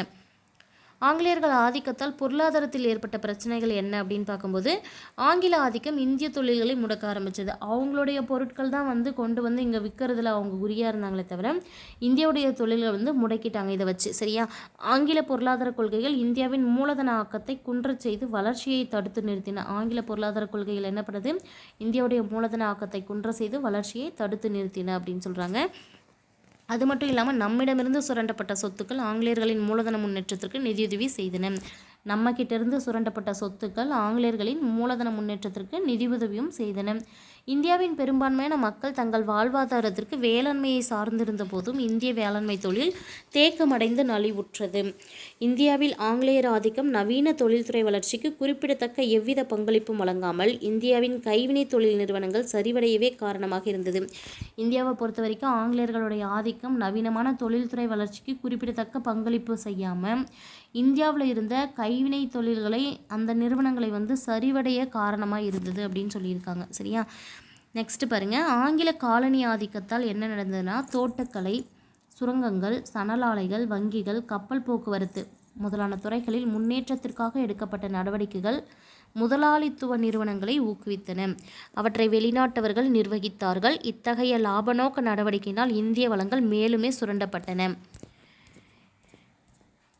அடுத்து பாருங்கள், 1991ஆம் ஆண்டுக்கு முந்தைய முக்கிய தொழிற்கொள்கைகள் அப்படின்னு கொடுத்துருக்காங்க. ஸோ 1991ஆம் ஆண்டு ஒரு தொழிற்கல்வி கொண்டு வந்திருப்பாங்க. அதுக்கு முன்னாடி என்னென்ன தொழிற்கொள்கைகள் இருக்குது அப்படின்னு கொடுத்துருக்காங்க. ஆசியாவின் 3வது முக்கியமான பொருளாதாரம் இந்தியாவாகும். ஸோ ஆசிய நாடுகள்லேயே 3வது இடத்துல ஒரு முக்கியமான பொருளாதார நாடாக இருந்தது இந்தியா தான். 70 ஆண்டு கால விடுதலை பெற்ற வாழ்க்கை இந்தியாவின் சமூக பொருளாதார முன்னேற்றத்தில் ஒரு குறிப்பிடத்தக்க மாற்றத்தை ஏற்படுத்தியுள்ளது அப்படின்னு கொடுத்துருக்காங்க. இதில் பாருங்கள், இந்திய தொழிற்கொள்கைகள் அப்படின்னு சொல்லிட்டு வருஷங்கள் கொடுத்துருப்பாங்க. 1948, 1956, 1977, 1980, 1990, 1991. ஸோ இந்த 1991க்கு முன்னாடியே எத்தனை தொழிற்கொள்கைகள் பாருங்கள்? 5 தொழிற்கொள்கைகள். ஆண்டுகள் 1948, 56, 77, 80, 90. ஒரு நாட்டின் பொருளாதார முன்னேற்றம் குறிப்பாக தொழில்மயமாதலை சார்ந்துள்ளது. ஸோ ஒரு நாடு பொருளாதார அளவில் முன்னேறணும் அப்படின்னா அது எதை வந்து சார்ந்ததுன்னா தொழில்மயமாதல் எப்படி இருக்கோ அதை சார்ந்தது. விடுதலை அடைந்த போது இந்தியா பலவீனமான தொழில் அடிப்படையை பெற்றிருந்தது. ஸோ விடுதலை பெறும்போது இந்தியாவில் எப்படி இருந்தது தொழில் அமைப்பு அப்படின்னா ரொம்பவும் பலவீனமாக இருந்தது. ஆகையால் விடுதலை பெற்றதற்கு பிந்தைய காலத்தில் இந்திய அரசு வலிமையான தொழில் அமைப்பை உருவாக்க முதன்மை அளித்தது. ஸோ விடுதலை பெற்றதுக்கப்புறமா ஃபஸ்ட்டு நம்ம எதில் வந்து கான்சென்ட்ரேட் பண்ணணும் அப்படின்னு நினச்சாங்க அப்படின்னா தொழில்மயமாதல் வந்து அந்த அமைப்புகளை உருவாக்குவதற்கு முதன்மை கொடுக்குறாங்க. 1948 மற்றும் 56ஆம் ஆண்டுகளில் ஏற்படுத்தப்பட்ட தொழிற்கொள்கை தீர்மானங்கள் சிறிய பெரிய அளவிலான நிறுவனங்களை முன்னேற்றுவதற்கான அவசியத்தை எடுத்து கூறின. ஸோ தொழில் நிறுவனங்கள் வந்து முன்னேற்றப்படணும் அப்படிங்கிற அவசியத்தை எடுத்து கூறப்பட்டது எதுலன்னு பார்த்தீங்கன்னா 1948 மற்றும் 56ஆம் ஆண்டுகளில் ஏற்படுத்தப்பட்ட தொழிற்கொள்கை தீர்மானங்கள். 1948ஆம் ஆண்டின் தொழிற்கொள்கை தீர்மானம் என்ன சொல்லுது அப்படின்னு பார்த்தீங்கன்னா இந்திய அரசு தொழில்மயமாதலின் குறிப்பிடத்தக்க பங்களிப்பை உணர்ந்தது. இந்திய அரசு என்ன பண்ணணும் தெரிஞ்சுக்கிச்சின்னா தொழில்மயமாதலுடைய பங்களிப்பை வந்து உணர ஆரம்பித்தது அப்படின்னு சொல்கிறாங்க. இதனால் 1948ஆம் ஆண்டு ஏப்ரல் 6ஆம் நாள் தனது முதல் தொழிற்கொள்கையை அறிவித்தது. இது முக்கியமான கொஷின், அடிக்கடி கேட்குற கொஷின். 1948ஆம் ஆண்டு ஏப்ரல் 6 முதல் தொழிற்கொள்கை. ஸோ முதலாக தொழிற்கொள்கை எந்த ஆண்டு கொண்டு வரப்பட்டது அப்படின்னா 1948 சொல்லணும். டேட்டு ஞாபகம் வச்சுக்கணும், ஏப்ரல் 6. இந்த கொள்கையின் முக்கியமான நோக்கம் என்ன அப்படின்னு பார்த்தீங்கன்னா இந்தியாவில் கலப்பு பொருளாதாரத்தை அறிமுகப்படுத்துதல். ஃபஸ்ட்டு கொண்டு வரப்பட்ட முதல் தொழிற்கொள்கையுடைய முக்கியமான நோக்கம் இந்தியாவில் கலப்பு பொருளாதாரத்தை அறிமுகப்படுத்துதல். தொழிற்கொள்கைகள் அப்படின்னு பார்க்கும்போது ஃபஸ்ட்டு 1948ஆம் ஆண்டு தொழிற்கொள்கை மைய அரசுடைய முற்றுரிமையில் என்னெல்லாம் இருந்தது அப்படின்னு கொடுத்துருக்காங்க பாருங்கள். இதில் பொருந்தாதது எது அப்படின்னு கூட கேட்கலாம், அதனால் கொஞ்சம் பொறுமையாக ஞாபகம் வச்சுக்கோங்க. ரயில்வே, இராணுவ தளவாடங்கள், அணு ஆற்றல், தபால் துறை போன்றவை இந்திய அரசின் முற்றுரிமையின் கீழ் செயல்படும். அது மட்டும் இல்லாமல் மாநில அரசுடைய முற்றுரிமையில் எதெல்லாம் இருக்கும் அப்படின்னு கொடுத்துருக்காங்க பாருங்கள். மாநில அரசின் முற்றுரிமை இயற்கை வளங்களான நிலக்கரி, எஃகு, விமான உதிரி பாகங்கள் தயாரிப்பு, வாகன உற்பத்தி, கம்பியில்லா தொடர்பு சாதனங்கள், எண்ணெய் வளங்கள் போன்றவை மாநில அரசின் முற்றுரிமையின் கீழ் இருக்கும். ஒழுங்கமைக்கப்படாத தனியார் அமைப்புகளின் கீழ் என்ன இருக்கும் அப்படின்னு பார்த்தீங்கன்னா மத்திய அரசு மாநில அரசுகளை தவிர்த்து ஒழுங்கமைக்கப்படாத தனியார் அமைப்புகளும் இருந்தது. அதில் என்ன இருந்தது அப்படின்னு பார்த்திங்கன்னா நம்ம மேலே பார்த்த இந்த இரண்டில் இல்லாத ஏனைய தொழில்கள் ஏதாவது இருந்தால் தனியார் அமைப்புகள் மற்றும் கூட்டுறவு அமைப்புகளுக்கு ஈடுபடலாம் அப்படின்னு சொல்லியிருப்பாங்க. இந்திய தொழில்கள் 4 வகைகளாக பிரிக்கப்பட்டன. இந்த தொழிற்கொள்கையின் மூலமாக 1948ஆம் ஆண்டு இந்திய தொழில்கள் வந்து என்ன பிரித்தாங்க அப்படின்னா 4 வகைகளாக பிரிக்கப்பட்டன. அவை பொதுத்துறை அப்படின்னு சொல்லிட்டு மூலத்தொழில்கள், பொதுத்துறையும் தனியார் துறையும் முக்கியமான தொழில்கள். மூலத்தொழில்கள் அப்படிங்கிறது எல்லாமே பொதுத்துறை கிட்டையும், அடுத்தது தனியார் துறை கிட்ட பாருங்கள். பொதுத்துறையும் தனியார் துறையும் சேர்ந்து பார்த்தா அது முக்கியமான தொழில்கள். கட்டுப்படுத்தப்பட்ட தனியார் துறை அது வந்து பார்த்திங்கன்னா தனியார் துறையும் கூட்டுறவு நிறுவனங்களும் சேர்ந்தது. சரியா? அடுத்தது இக்கொள்கை குடிசை தொழில்களையும் சிறிய அளவிலான தொழில்களையும் பாதுகாக்க முயற்சி மேற்கொண்டது. ஸோ ஃபஸ்ட்டு கொண்டு வரப்பட்ட தொழிற்கொள்கை இல்லையா, ஆங்கிலேயர்கள் ஆட்சி காலத்தில் குடிசை தொழில்கள் தானே அதிகமாக நலிவுற்றது. அதனால் குடிசை தொழில்கள் மற்றும் சிறிய அளவிலான தொழில்களை பாதுகாக்க முயற்சி மேற்கொண்டது. இருப்பு பாதைகள், இரும்புத்தாது முதலான கனிம வளங்களுக்கான சிறப்பு உரிமையில் மாநில அரசுகளும் மத்திய அரசுகளும் முழு உரிமை பெற்றிருந்தன. ஆனால் இப்போது நிலைமை மாறிக்கொண்டு வருகிறது அப்படின்னு கொடுத்துருக்காங்க இல்லையா. இந்த இருப்பு பாதைகளாக இருந்தாலும் சரி, இரும்புத்தாது இந்த கனிம வளங்களாக இருந்தாலும் இதில் இருக்கக்கூடிய உரிமையில் வந்து மாநில அரசுகளும் மத்திய அரசுகளும் முழு உரிமை பெற்றிருந்தது அப்போது. சரியா? இப்போ அந்த மாதிரி இல்லை. இந்திய அரசு பிற நாடுகளிலிருந்து கிடைக்கக்கூடிய வெளிநாட்டு முதலீட்டின் முக்கியத்துவத்தை உணர ஆரம்பிச்சிருப்பாங்க. சரியா? இதோடைய முக்கியத்துவத்தை ஊக்குவித்தாலும் அதன் முழு கட்டுப்பாடு இந்தியர்களின் கைகளில் இருக்கிற மாதிரி பார்த்துக்கிட்டாங்க. சரியா? என்னதான் வந்து வெளிநாட்டிலேருந்து வரக்கூடிய முதலீட்டை வந்து ஊக்கப்படுத்தினாலும் கட்டுப்பாடு யார்கிட்ட தான் இருக்கணும்னு சொன்னாங்க, இந்தியர்களின் கரங்களில் இருக்கணும் அப்படிங்கிறதுல அவங்க கான்ஃபிடென்ட்டாக இருந்தாங்க. அடுத்தது 1956 தொழிற்கொள்கை தீர்மானம். சரியா? இந்த தொழிற்கொள்கை 1956 வந்தது. மகளனோபிஸின் வளர்ச்சி மாதிரியின் அடிப்படையில் அமைக்கப்பட்டது. இந்த கேள்வியை கேட்பாங்க, எந்த தொழிற்கொள்கை வந்து மகளனோபிஸ் வளர்ச்சி மாதிரியின் அடிப்படையில் அமைக்கப்பட்டது அப்படின்னு கேட்டாங்கன்னா 1956ஆம் ஆண்டு தொழிற்கொள்கை நீண்டகால பொருளாதார வளர்ச்சிக்கு கனரக தொழில்துறையின் முக்கியத்துவத்தை உணர்த்தியது. இதில் மெயினாக வந்து எதை நினச்சாங்க அப்படின்னு பார்த்தீங்கன்னா கனரக தொழில்துறை வந்து முக்கியத்துவம் கொடுக்கப்பட்டது. தொழிற்கொள்கை 1956 தொழில்கள் வந்து 3ஆக பிரிக்கிறாங்க. அங்கே எப்படி 4ஆக பிரித்தாங்களோ அந்த மாதிரி இங்கே 3ஆக பிரித்தாங்க. சரியா? 17 தொழில்கள், 12 தொழில்கள், 3ஆவது பிரிவு அப்படின்னு சொல்லிட்டு. சரியா? 17 தொழில்கள் அப்படிங்கிறதுல என்னென்னலாம் வந்தது அப்படின்னு பார்த்தீங்கன்னா ரயில்வே, வான்வழி போக்குவரத்து, இராணுவ தளவாடங்கள், வெடிமருந்துகள், இரும்பு எஃகு, அணு ஆற்றல் போன்ற தொழில்கள்லாம் இதில் வந்தது. அடுத்து 12 தொழில்களில் மாநில அரசு சொந்தமாக கொண்டிருக்கும் இந்த தொழில்களுக்கு தனியார் துறை துணையாக இருக்கும் அப்படின்னு சொல்லி எதிர்பார்த்தாங்க. சரியா? அடுத்தது 3வது பிரிவு, மேற்கண்ட தொழில்களை தவிர்த்து வேறு ஏதாவது தொழில்கள் இருந்ததுன்னா அது வந்து தனியார் துறையோ அல்லது அரசு துறையோ வளர்ச்சியை நோக்கமாய் கொண்டு செயல்படுத்த தடையில்லை அப்படின்னு சொல்கிறாங்க. 1956ஆம் ஆண்டு தொழிற்கொள்கை தீர்மான கொள்கை பொதுத்துறைக்கு முக்கியத்துவம் கொடுத்தது. எந்த துறைக்கு 1956ஆம் ஆண்டு தொழிற்கொள்கை வந்து அந்த தீர்மானம் முக்கியத்துவம் கொடுத்தது அப்படின்னா பொதுத்துறைக்கு முக்கியத்துவம் கொடுத்தது. அதே நேரத்தில் தனியார் துறையும் நியாயமான முறையில் வழிநடத்தியது. ஸோ பொதுத்துறைக்கு முக்கியத்துவம் கொடுத்தா தனியார் துறையை வந்து விட்டுறணும் அப்படிங்கிறதுல தனியார் துறையை என்ன பண்ணாங்க அப்படின்னா நியாயமான முறையில் வழிநடத்த ஆரம்பித்தாங்க. அரசாங்கம் குடிசை தொழில்களையும் சிறு தொழில்களையும் ஊக்குவித்து நேரடி மானியம் அளித்தது. இந்த குடிசை தொழில்கள் மற்றும் சிறு தொழில்களுக்கு என்ன பண்ணுது அரசாங்கம் அப்படின்னா நேரடியாக மானியம் கொடுக்குது. பெருமளவு உற்பத்தி நிறுவனங்களின் உற்பத்தியை கட்டுப்படுத்த பல்வேறு வகையிலான வரிகளை வந்து அரசு விதிக்க ஆரம்பிக்குது இந்த பெரிய நிறுவனங்களுக்கு. சரியா? வளர்ச்சிகளால் வட்டார வேற்றுமையை குறைக்க இந்த தொழிற்கொள்கை வலியுறுத்தியது.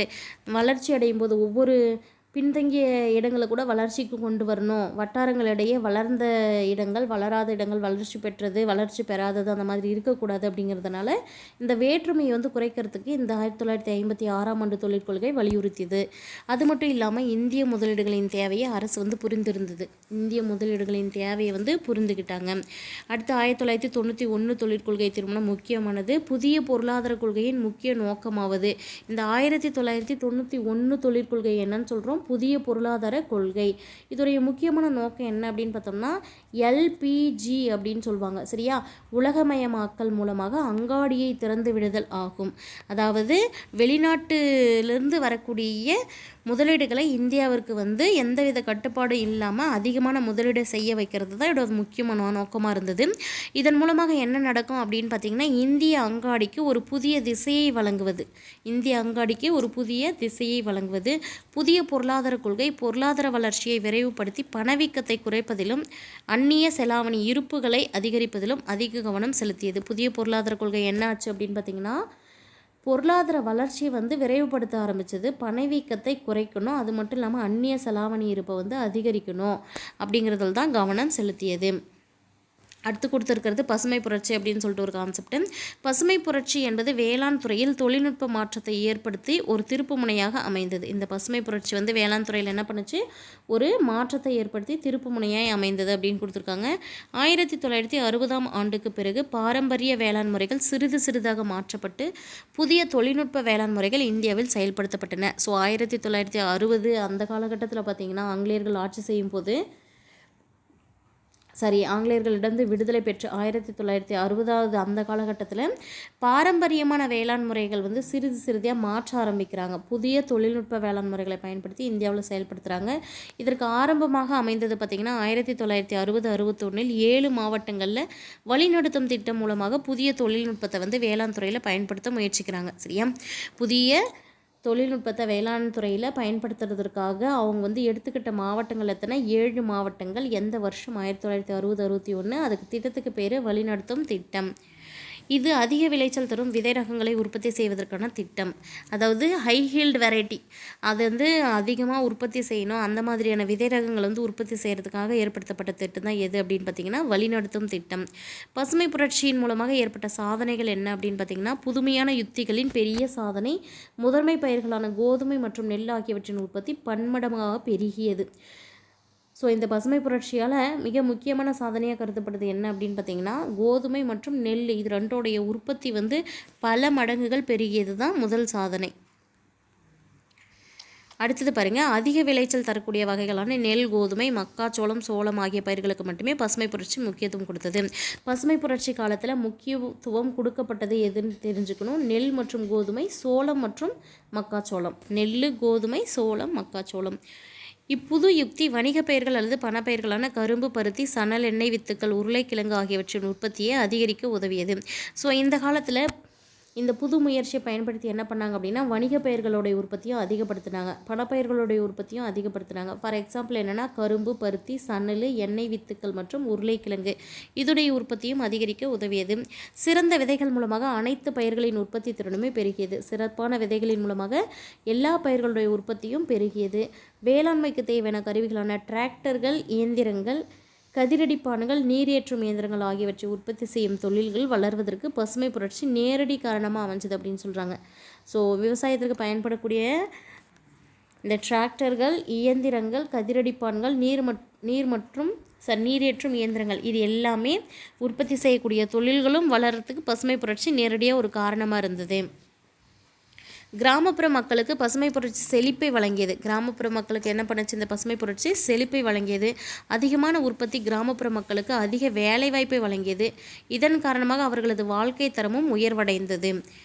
அடுத்தது பாருங்கள், பல்வகை பயிர் வளர்ப்பு முறை அதிக அளவில் வேதி உரங்களை பயன்படுத்தியதால் உழைப்பிற்கான தேவை அதிகரித்தது. ஸோ பல்வேறு விதமான பயிர் வளர்ப்பு முறையில் நிறைய வேதி உரங்கள் பயன்படுத்துறதுனால உழைப்பிற்கான தேவை அதிகமானது. வங்கிகள், கூட்டுறவு வங்கிகள் மூலமாக நிதி ஆதாரங்கள் வழங்கப்பட்டன. இந்த வங்கிகள் விவசாயிகளுக்கு எளிமையான முறையில் கடன்களை வழங்கின. ஸோ இந்த காலகட்டத்தில் வங்கிகள் மற்றும் கூட்டுறவு வங்கிகள் மூலமாக நிதி ஆதாரமும் வழங்கப்பட்டது. அது எப்படின்னு பார்த்தீங்கன்னா வங்கிகள் விவசாயிகளுக்கு எளிமையான முறையில் கடனை வழங்குறாங்க. சரியா? அடுத்து பாருங்கள், புதிய வேளாண் தொழில்நுட்பம், விதை, உரங்கள், தண்ணீர் தொழில்நுட்பம் அல்லது பசுமை புரட்சி என புதிய வேளாண் யுக்தி பல்வேறு பெயர்களில் அழைக்கப்படுகிறது. இந்த பசுமை புரட்சிக்கு வெவ்வேறு பெயர்கள் இருக்குது. அதை தான் சொல்கிறாங்க. பாக்ஸில் கொடுத்துருக்கறனால மேபி கொஷின் கேட்கலாம், பொருந்தாதது எதுன்னு சொல்லி கூட இதில் 3 கொடுத்துட்டு ஒன்று வேறு கேட்கலாம். புதிய வேளாண் தொழில்நுட்பம் அப்படின்னு சொல்லலாம். சரியா? புதிய வேளாண் தொழில்நுட்பம்னு சொல்லலாம். விதை, உரங்கள், தண்ணீர் தொழில்நுட்பம் அப்படின்னும் சொல்லலாம். என்ன தொழில்நுட்பம்? விதை, உரங்கள், தண்ணீர் தொழில்நுட்பம் அப்படின்னு சொல்லலாம். அப்படி இல்லைனா என்ன சொல்லலாம் அப்படின்னா பசுமை புரட்சின்னு சொல்லலாம். இந்த மாதிரி புதிய வேளாண் யுக்தி பல்வேறு பெயர்களில் அழைக்கப்பட்டது அப்படின்னு சொல்கிறாங்க. சரியா? இதில் பாருங்கள், இந்த வானவில் புரட்சி அப்படின்னு சொல்லிட்டு ஒவ்வொன்றுத்துக்கும் ஒவ்வொரு புரட்சியாக கொடுத்துருப்பாங்க. சரியா? ஃபஸ்ட்டு பார்க்குறது பாருங்கள், பழுப்பு புரட்சி. தோல் பொருள் உற்பத்தியை அதிகரிப்பதற்காக கொண்டு வரப்பட்டது பழுப்பு புரட்சி. சரிங்களா? அடுத்து பாருங்கள், இளஞ்சிவப்பு புரட்சி. எதுக்காக அப்படின்னு பார்த்தீங்கன்னா இறாலுக்கு. சரியா? இளஞ்சிவப்பு புரட்சி இறால் உற்பத்திக்கு. சாம்பல் புரட்சி அப்படிங்கிறது உரங்கள் உற்பத்திக்கு. சிவப்பு புரட்சி அப்படிங்கிறது இறைச்சி மற்றும் தக்காளி அதற்கு. அடுத்தது வட்ட புரட்சி அப்படிங்கிறது உருளைக்கிழங்கு உற்பத்தி. வெள்ளி புரட்சி அப்படிங்கிறது முட்டை உற்பத்தி. கருப்பு புரட்சி அப்படிங்கிறது பெட்ரோலிய பொருட்கள் சம்மந்தப்பட்டது. அடுத்தது தங்க புரட்சி அப்படிங்கிறது பழங்கள் மற்றும் ஆப்பிள். சரியா? பழங்கள் மற்றும் ஆப்பிள் தங்க புரட்சி. மஞ்சள் புரட்சி அப்படிங்கிறது எண்ணெய் வித்துக்கள் அதிகரிப்பதற்காக. நீல புரட்சி அப்படிங்கிறது மீன் பொருட்கள். சரியா? வெண்மை புரட்சி அப்படிங்கிறது பால் வரும். அடுத்தது பசுமை புரட்சியுடைய அது ஒவ்வொரு உணவுக்கு என்னென்ன அப்படிங்கிறது தான், உணவு உற்பத்தியை எதுக்கு கொண்டு வரதுக்கு அப்படிங்கிறது தான் இந்த பிக்சரில் கொடுத்துருக்காங்க. சரி, இதிலேருந்து கொஷின் கேட்பாங்க. நீல புரட்சினா என்ன, மஞ்சள் புரட்சினா என்ன, அல்லது வெள்ளி புரட்சினா என்ன, இந்த மாதிரி. சரியா? அடுத்து பாருங்கள், பசுமை புரட்சியிலையும் பலவீனங்கள் இருக்குது. என்னென்னு பார்த்தோம்னா பருவமழைகளை நம்பி இருக்கும் நிலைமை இன்னும் மாறவில்லை. இதனால் இந்திய வேளாண்மையில் இன்று வரை ஒரு நிச்சயமற்ற நிலை நிலவுகிறது. விதைகள், உரங்கள், பூச்சிக்கொல்லிகள், தண்ணீர் ஆகியவற்றுக்காக பேரளவு மூலதனம் தேவைப்படுகிறது. விதைகள், உரங்கள், பூச்சிக்கொல்லிகள், தண்ணீர் ஆகியவற்றுக்காக பேரளவு மூலதனம் தேவைப்படுகிறது. பெரு, சிறு, குறு விவசாயிகளுக்கு இடையிலான வருமான இடைவெளி அதிகரிக்கிறது. நீர்ப்பாசனத்தையும் மழைப்பொழிவையும் நம்பியிருக்கும் பகுதிகளுக்கிடையே ஏற்றத்தாழ்வு அதிகரிக்கிறது. இக்கருத்து மாற்று கருத்தும் இருக்குது. சரியா? பண்ணைகள் இயந்திரமயமாக்கப்பட்டதனால் பஞ்சாப், ஹரியானாவின் சில பகுதிகளை தவிர, சரியா, பண்ணைகள் எல்லாமே இயந்திரம் அதிகமாக கொண்டு வரப்பட்டதுனால பஞ்சாப், ஹரியானுடைய சில பகுதிகளை தவிர மீதி இருக்கக்கூடிய கிராமப்புறங்களில் வேளாண் தொழிலாளர்களிடையே வேலையின்மை அதிகமாக ஏற்பட்டது. அது மட்டும் இல்லாமல் அதிக ரசாயன பயன்பாடு கொண்டு வந்துட்டாங்க. இதில் பசுமை புரட்சியில் என்ன ஆயிடுச்சுன்னா அதிகமான ரசாயன பயன்பாடு, கனிம பொருட்கள் மண் வளத்தை குறைத்து மனித ஆரோக்கியத்தை கெடுக்க ஆரம்பிக்குது தற்போது. சரியா? இயற்கை விவசாயம் தான் அதிகமாக என்ன பண்ணுறாங்க அப்படின்னா ஊக்குவிக்கப்படுறது. அடுத்து இரண்டாவது பசுமை புரட்சின்னு சொல்லியும் ஒன்று இருக்குது. அதிக வேளாண்மை வளர்ச்சிக்காக இந்திய அரசு இரண்டாவது பசுமை புரட்சியை செயல்படுத்துகிறாங்க. இந்த இரண்டாவது பசுமை புரட்சியோடைய முக்கியமான நோக்கம் பார்த்திங்கன்னா 2006-2007 214 மில்லியன் டன்களாக இருந்த உணவு உற்பத்தியை 2020 400 மில்லியன் டன்களாக உயர்த்தணும் அப்படிங்கிறது தான் இரண்டாவது பசுமை புரட்சியோடைய முக்கியமான நோக்கம். என்ன? 2006-2007 214 மில்லியன் டன்களாக இருந்த உணவு பயிர் உற்பத்தியை 2020 400 மில்லியன் டன்களாக உயர்த்தணும். வேளாண்மையின் வளர்ச்சி விகிதத்தை அடுத்த 15 ஆண்டுகளில் 5% 6% உயர்த்த திட்டமிடப்பட்டுள்ளது. வேளாண்மையில் அடுத்த 15 ஆண்டுகளில் 5% 6% வளர்ச்சியை உயர்த்துறதுக்கு திட்டமிடப்பட்டுள்ளது. அடுத்து பாருங்கள், இரண்டாவது பசுமை புரட்சிக்கான தேவைகள் என்னென்ன அப்படின்னு பார்க்கும்போது, 1, ஒரு ஏக்கருக்கான உற்பத்தியை 2 மடங்காக தரக்கூடிய மரபணு மாற்றம் செய்யப்பட்ட விதைகளை அறிமுகம் செய்தல். ஒரு ஏக்கர் உற்பத்தி செய்யும்போது அதோடைய 2 மடங்கு அதில் உற்பத்தி அதிகப்படுத்தணும். அந்த மாதிரியான மரபணு மாற்றம் செய்யப்பட்ட விதைகளை அறிமுகம் செய்தல். மரபணு மாற்றம் செய்யப்பட்ட விதைகளை சந்தைப்படுத்த தனியார் துறையின் பங்களிப்பை உறுதி செய்யணும். மரபணு மாற்றம் செய்யப்பட்ட விதைகளை என்ன பண்ணணும் அப்படின்னா, சந்தைப்படுத்துறதுக்கு தனியார் துறையுடைய பங்களிப்பு கட்டாயமாக இருக்கணும் அப்படின்னு உறுதி செய்யணும். பாசன வசதிகளை துரிதப்படுத்துவதிலும் நீர் ஆதாரங்களை நிர்வகிப்பதிலும் அரசு முக்கிய பங்கு வகிக்க வேண்டும். பாசன வசதிகளையும் துரிதப்படுத்தணும், அது மட்டும் இல்லாமல் நீர் ஆதாரங்களை என்ன பண்ணணும் அப்படின்னா நிர்வகிக்கணும். இதில் அரசு முக்கிய பங்கு வகிக்க வேண்டும். நதிநீர் இணைப்பின் மூலமாக உபரி நீர் பற்றாக்குறையுள்ள பகுதிகளுக்கு பரிமாற்றம் செய்யப்பட வேண்டும். நதிநீரை இணைக்கிறதன் மூலமாக உபரியாக இருக்கக்கூடிய நீரை என்ன பண்ணணும் அப்படின்னா, எங்கே தண்ணீர் இல்லாமல் பற்றாக்குறை இருக்கோ அந்த பகுதிகளுக்கு பரிமாற்றம் செய்ய வேண்டும் அப்படின்னு சொல்கிறாங்க.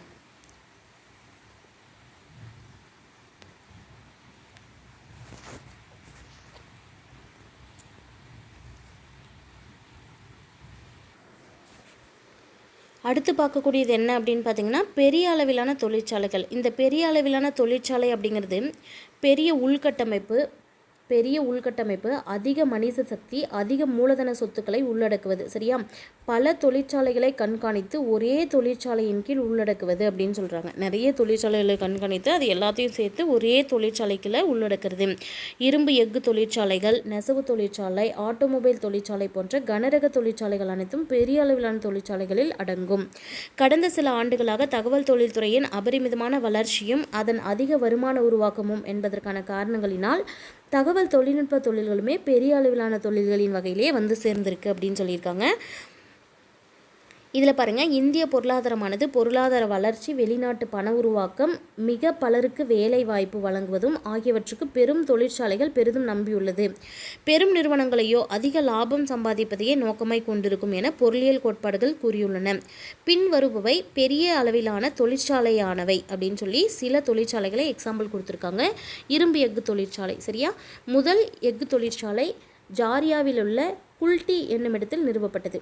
ஃபஸ்ட்டு எஃகு தொழிற்சாலை எங்கே அமைக்கப்பட்டது அப்படின்னு பார்த்தீங்கன்னா, ஜாரியாவில் இருக்கக்கூடிய குல்டி அப்படிங்கிற இடத்துல மேற்கு வங்காளத்தில் உள்ள வங்காள இரும்பு தொழில் கம்பெனி 1870 நிறுவப்பட்டது. வங்காள இரும்பு தொழில் கம்பெனி 1870 மேற்கு வங்காளத்தில் அமைக்கப்பட்டது. 1907 பெரிய அளவிலான இரும்பு எஃகு தொழிற்சாலை, அதாவது டிஸ்கோ அப்படின்னு சொல்லுவோம். 1907 இரும்பு எஃகு தொழிற்சாலை டிஸ்கோ ஜாம்ஷெட்பூரிலும், அதனைத் தொடர்ந்து டிஸ்கோ தொழிற்சாலை 1919 பான்பூரிலும் தொடங்கப்பட்டன. இவை இரண்டுமே தனியார் துறையை சேர்ந்தது. அடுத்து முதலில் நிறுவப்பட்ட பொதுத்துறை நிறுவனம் எது அப்படின்னு பார்த்தீங்கன்னா, பத்ராவதியில் இருக்கக்கூடிய விஸ்வேஸ்வரய்யா இரும்பு எஃகு தொழில். ஃபஸ்ட்டு நிறுவப்பட்ட பொதுத்துறை நிறுவனம் பத்ராவதியில் உள்ள விஸ்வேஸ்வரய்யா இரும்பு எஃகு தொழில் ஆகும். அடுத்து பாருங்கள், பொதுத்துறையில் எஃகு நிறுவனம் அப்படின்னு சொல்லிட்டு ஒவ்வொரு எஃகு தொழிற்சாலை அமைக்கும் போதும் எந்த அரசு உதவி செய்தது அப்படின்னு கொடுத்துருப்பாங்க. சரியா? ஒரிசாவில் இருக்கக்கூடிய ரூர்கேல ஆரம்பிக்கும் போது ஜெர்மன் அரசு உதவி இருக்கும். அடுத்து மத்திய பிரதேசத்தில் பிலாய் அப்படிங்கிற எஃகு நிறுவனம் அமைக்கும் போது ரஷ்ய அரசும், அடுத்தது துர்காப்பூரில் மேற்கு வங்காளத்தில் துர்காப்பூரில் அமைக்கப்படும் போது இங்கிலாந்து அரசின் உதவி. சரியா? அடுத்து பாருங்கள், ஜார்க்கண்டில் இருக்கக்கூடிய பொக்காரோ அந்த இடத்துல அமைக்கப்படும் போது ரஷ்ய அரசின் உதவியோடையும், மேற்கு வங்காளத்தில் பர்ன்பூர் அப்படிங்கிற பகுதியில் தனித்துறையிலிருந்து பெறப்பட்டது. விசாகப்பட்டினம், ஆந்திர விசாகப்பட்டினம் பார்த்திங்கன்னா ரஷ்ய அரசு உதவியோடையும், அடுத்தது மேற்கு வங்காளத்தில் இருக்கிற பெர்ன்பூர் அப்படிங்கிற பகுதியில் தனியார் துறையிடமிருந்து 1976 பெறப்பட்டது. அடுத்தது தமிழ்நாட்டில் சேலத்தில் பார்த்திங்கன்னா இந்திய அரசு வெளிநாட்டு உதவியே இல்லாமல் தொடங்கியது. அடுத்து விஜயநகர், கர்நாடகாவில் இருக்கக்கூடிய விஜயநகர்லேயும் இந்திய அரசு தான் தொடங்கியிருக்கு. கர்நாடகாவில் இருக்கிற பத்ராவதி பார்த்திங்கன்னா நாட்டுடைமையாக்கப்பட்ட விஸ்வேஸ்வரய்யா இரும்பு எஃகு நிறுவனம் மத்திய அரசுக்கும் மாநில அரசுக்கும் சொந்தமானது அப்படின்னு கொடுத்துருக்காங்க. மேற்கூறப்பட்ட அனைத்துமே பார்த்திங்கன்னா செயலால் நிர்வகிக்கப்படுகிறது. எல்லா எஃகு தொழிற்சாலைகளுமே எதனால தான் நிர்வாகம் செய்யப்படுகிறது அப்படின்னா செயல் நிறுவனத்தால் தான். தற்போது டிஸ்கோ தவிர மற்ற அனைத்து முக்கியமான இரும்பு எஃகு நிறுவனங்களும் பொதுத்துறையின் கீழ் தான் இருக்குது. இந்த டிஸ்கோ தான் பார்த்திங்கன்னா தனியார் துறையின் கீழே இருக்குது. இந்திய எஃகு நிறுவனம் செயல் அப்படிங்கிறது எந்த ஆண்டு தொடங்கப்பட்டது அப்படின்னு பார்த்திங்கன்னா 1974 நிறுவப்பட்டது. மேலும் எஃகு துறையை மேம்படுத்தும் பொறுப்பும் அதற்கு அளிக்கப்பட்டது அப்படின்னு கொடுத்துருக்காங்க. தற்போது இந்தியா எஃகு உற்பத்தியில் உலக அளவில் எத்தனாவது இடத்தில் இருக்குது அப்படின்னு கேட்டாங்கன்னா 8வது இடத்தில் இருக்குது. அது ஞாபகம் வச்சுக்கோங்க. தற்போது இந்தியா எஃகு உற்பத்தியில் உலக அளவில் 8வது உயரத்தில் உள்ளது.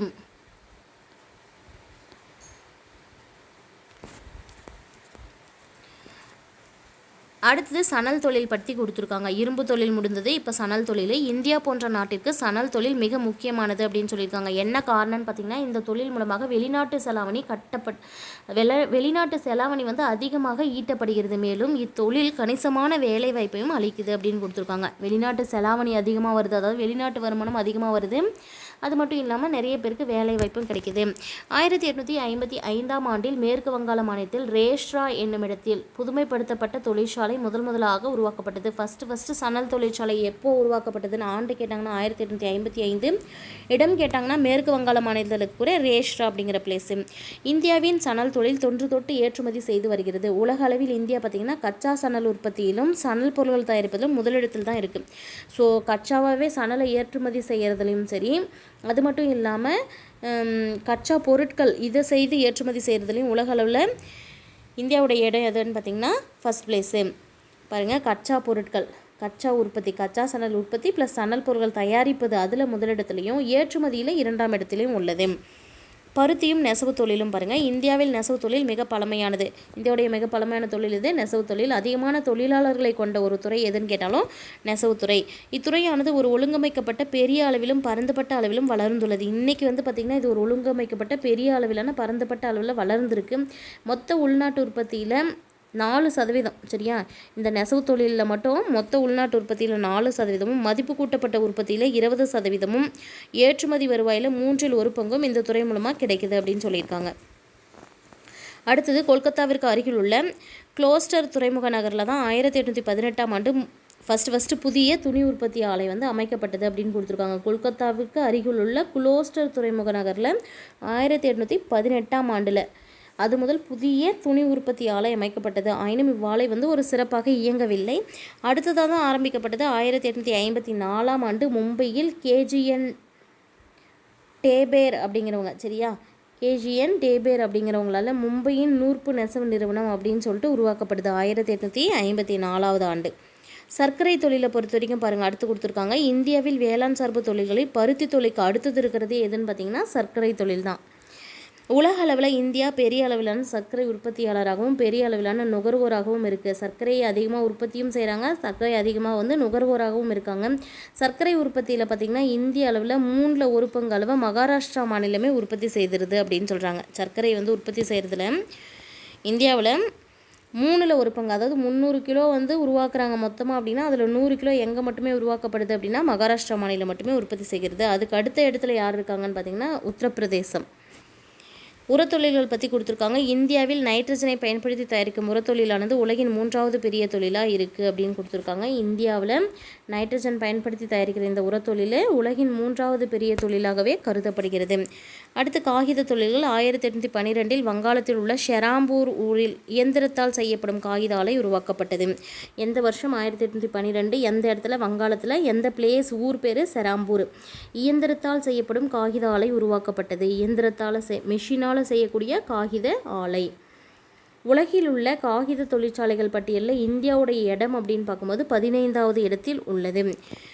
பட்டு தொழில் பாருங்கள், இயற்கையான பட்டு தயாரிப்பில் இந்தியா 2ஆம் இடத்தில் உள்ளது, சீனா முதலிடம். தற்போது உலக அளவில் இந்தியாவுடைய உற்பத்தி 16%. சரியா? பட்டை பொறுத்த வரைக்கும் தயாரிக்கிறதுல பார்த்திங்கன்னா இந்தியாவுடைய பிளேஸு 2nd பிளேஸு. ஃபஸ்ட் பிளேஸில் யார் இருக்காங்கன்னா சீனா இருக்குது. சரியா? தற்போது உலக அளவில் இந்தியாவுடைய உற்பத்தி எவ்வளோ இருக்குது அப்படின்னு பார்த்திங்கன்னா கிட்டத்தட்ட 16%. இந்தியா மட்டுமே கீழ்கண்ட வணிக அடிப்படையிலான 5 வகையான பட்டு துணிகளை உற்பத்தி செய்கிறது அப்படின்னு சொல்லியிருக்காங்க. இந்தியாவில் மட்டும் கிட்டத்தட்ட 5 வகையான பட்டு துணி உற்பத்தி செய்யப்படுது.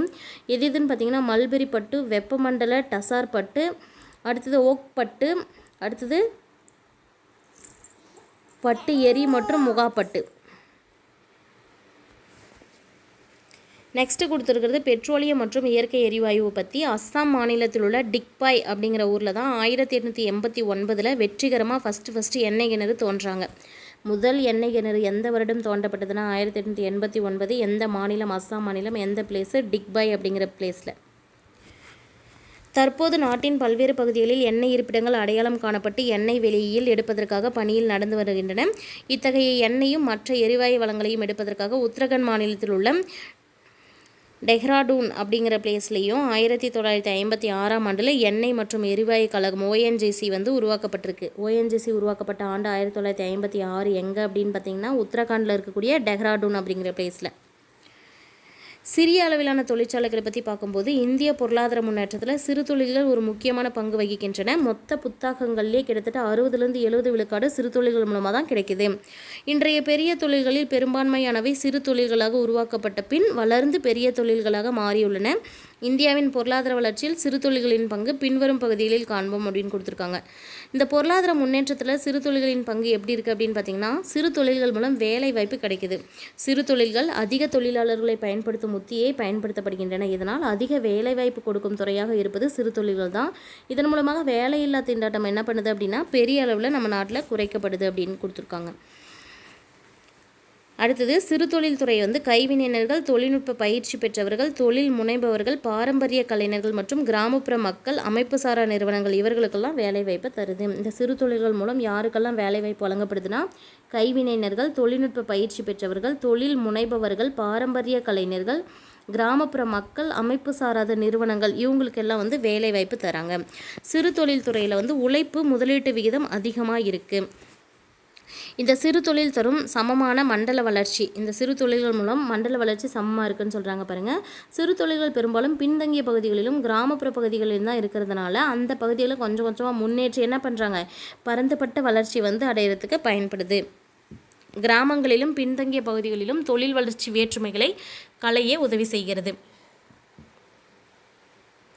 சிறு தொழில்களின் வளர்ச்சியினால் மக்கள் தொகை நெருக்கம், சேரிகளின் வளர்ச்சி, சுகாதாரமின்மை, மாசுபாடு ஆகியவை குறைகிறது. இந்த சிறு தொழிலிருந்து வளர வளர என்ன ஆகுது அப்படின்னா மக்கள் தொகை நெருக்கம், அப்புறம் சேரிகளுடைய வளர்ச்சி, சுகாதாரமின்மை, மாசுபாடு இது எல்லாமே கொஞ்சம் கொஞ்சமாக குறைய ஆரம்பிக்குது.